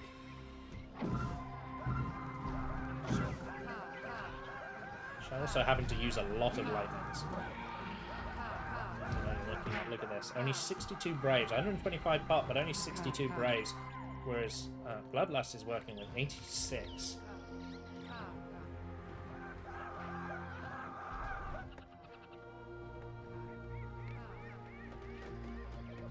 Yellow Shaman ducked into a tower for a second there. I saw it. Don't think I didn't see it, Erode. We saw that. Our Yellow Shaman moves on forward. The lightnings are traded. Neither Shaman going down, however. It's going to be a battle of whoever secures the high ground, perhaps. Both Shamans again. There's another lightning. Yellow keeps dodging, though. She's got the Happy Feet mod turned on. There you go. That's 4 lightnings now she's dodged. See if she's got any more, she says. You got any more? Red Shaman's out of lightnings. Yellow not able to hit with their own lightning and is actually out of lightnings themselves. Going to throw down the Earthquake and the Swarm. The Swarm makes the player lose control of their warriors, so if they were to run back this way, they would all get killed by the Earthquake. A good couple of them did die, but nowhere near enough. The lightning comes out from the Red Shaman, but doesn't quite find the mark. That lightning is good, however. The Yellow Shaman finally dies. A lot of warriors, however, for our Yellow tribe. We've sort of talked about this already. 24 warriors. Only 12 for red. But Fire Warrior Splash matters a lot. These 12 warriors can do a lot of damage if they fight under the towers and next to the huts. Red Shaman getting bullied a little bit by the defenses of our yellow player. I don't know why these Fire Warriors left the tower. I think they shift-clicked a little bit too late and they decided to come on out. Earthquake does come down.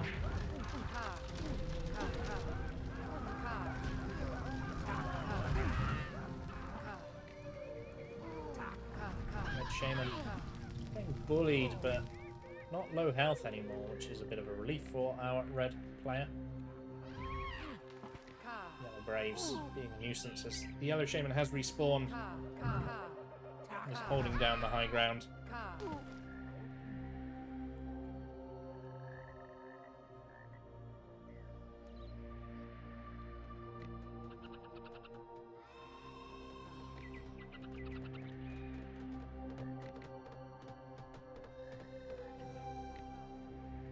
Look at how many warriors there are. It's a glorious thing to behold when a player has a lot of warriors. It's just a nice thing to see. Look at that health bar go down. Oh, makes me happy. So, Yellow's going to use their troops to sort of take out the middle position. No Fire Warriors there to weaken the warriors, which means a direct confrontation will go their way. Meanwhile, yeah, the Red Shaman's actually just sort of pinned here. Not prepared to go forward, but also can't really retreat because the Yellow Shaman sat in this tower. So the plan is to just... Oh, there's a lot of warriors here. Actually, Red has more warriors now. 25 warriors. Quickly jumped that number upwards.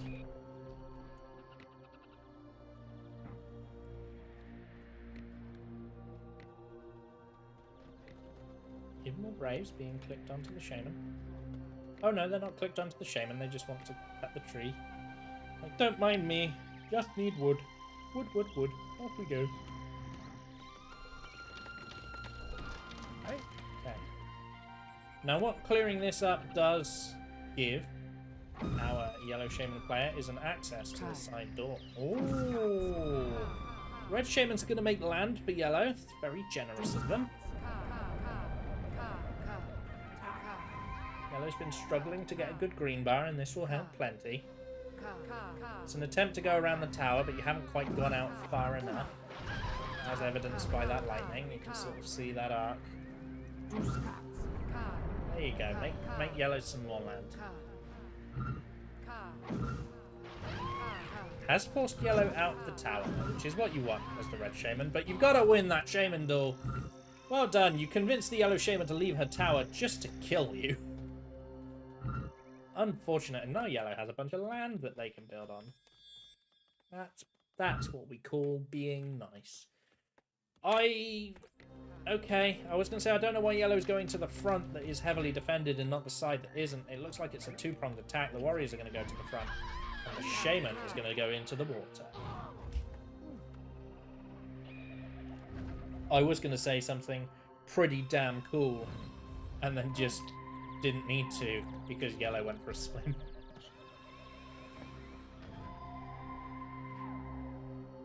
There's a lot of warriors here for the red shaman.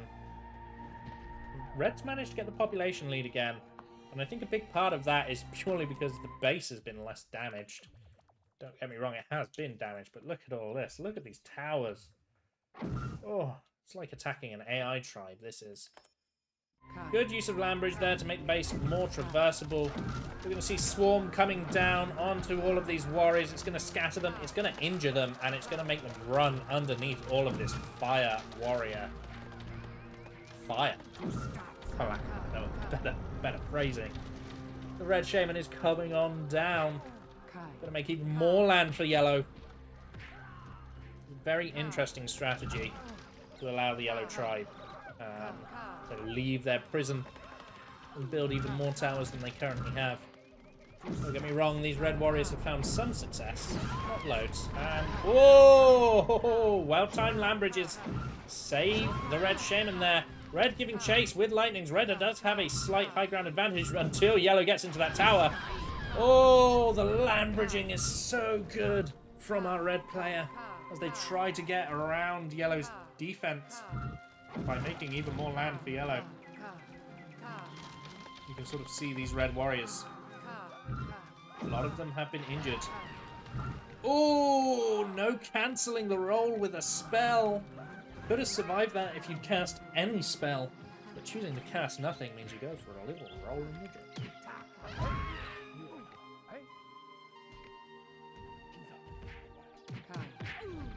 Population pretty close now. Once again, still a huge green bar lead for Bloodlust. And in terms of actual population, it's neck and neck, although the road has turned so much more of their population into troops. That's why they're struggling in the mana game. They don't even have the land bridges for this side, but there's a nice lightning group of warriors. Gonna Earthquake their own warriors, which is ill-advised. I don't recommend doing this, even if you are a good player. Never mind, they survive. The gods of Earthquake give it, and they take it away. Those warriors actually surviving. A little bit of a blessing there. Red Shaman's going to come on forward, but it's the most defended part of the yellow base, unless you go around it. See, red is doing what yellow should have done in the previous game. Lots of paths and aggressive angles of approach. Meanwhile, yellow has charged the land bridge and has gone for the side door, so we may see a base trade here. In fact, yes, it's fair. I'm the tournament host. I can do what I want.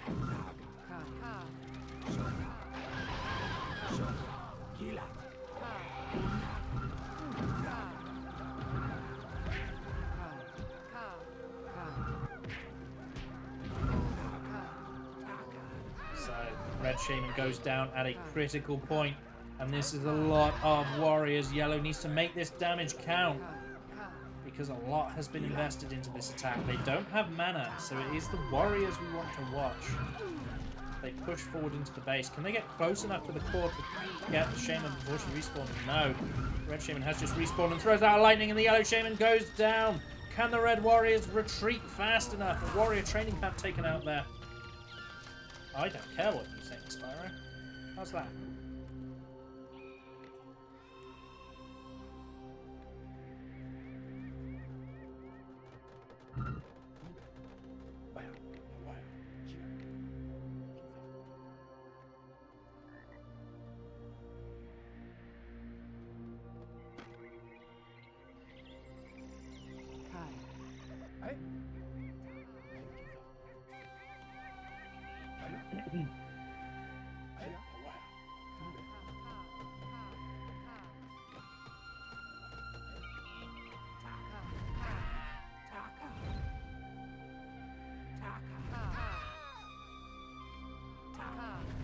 do this as a shameful plug.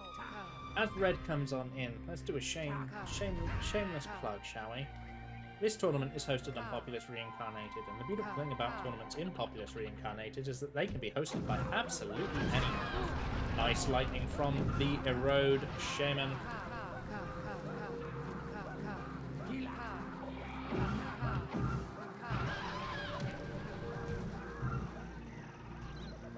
That was a bit much back then. Nice lightning takes care of Bloodlust, who states there's been too much camping. Anyway, this tournament has been hosted by Populous Reincarnated, and the beautiful thing about Populous Reincarnated is that anyone can host a tournament. That's right, you watching on YouTube who thinks they can do a better job than me, or Sub-Zero, or Raganj, or Tundar. These are all people who have hosted tournaments recently. By all means, come into the community and host your own tournament. There is no requirement for doing so. There are no restrictions for doing so. And then you can set whatever rules you like. So, good Earthquake from our Yellow Shaman here, doing a nice, big, deep puddle in the front of the red base. And Yellow was quick to run their warriors away as well, meaning all of these troops survive and are able to launch a secondary attack. And you're starting to see a big difference in troop numbers now. 8 warriors for Bloodlust to 35 for Erode. Stony Stein, welcome in.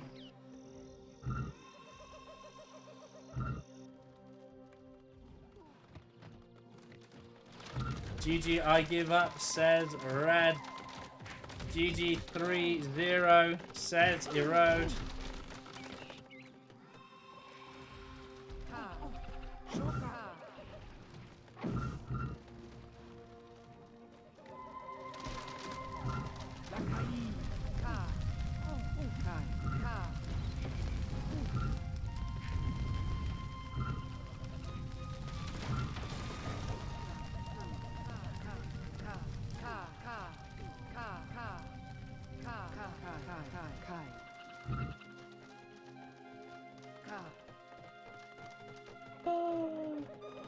I love it when players use the chat so that I have extra editing work to do.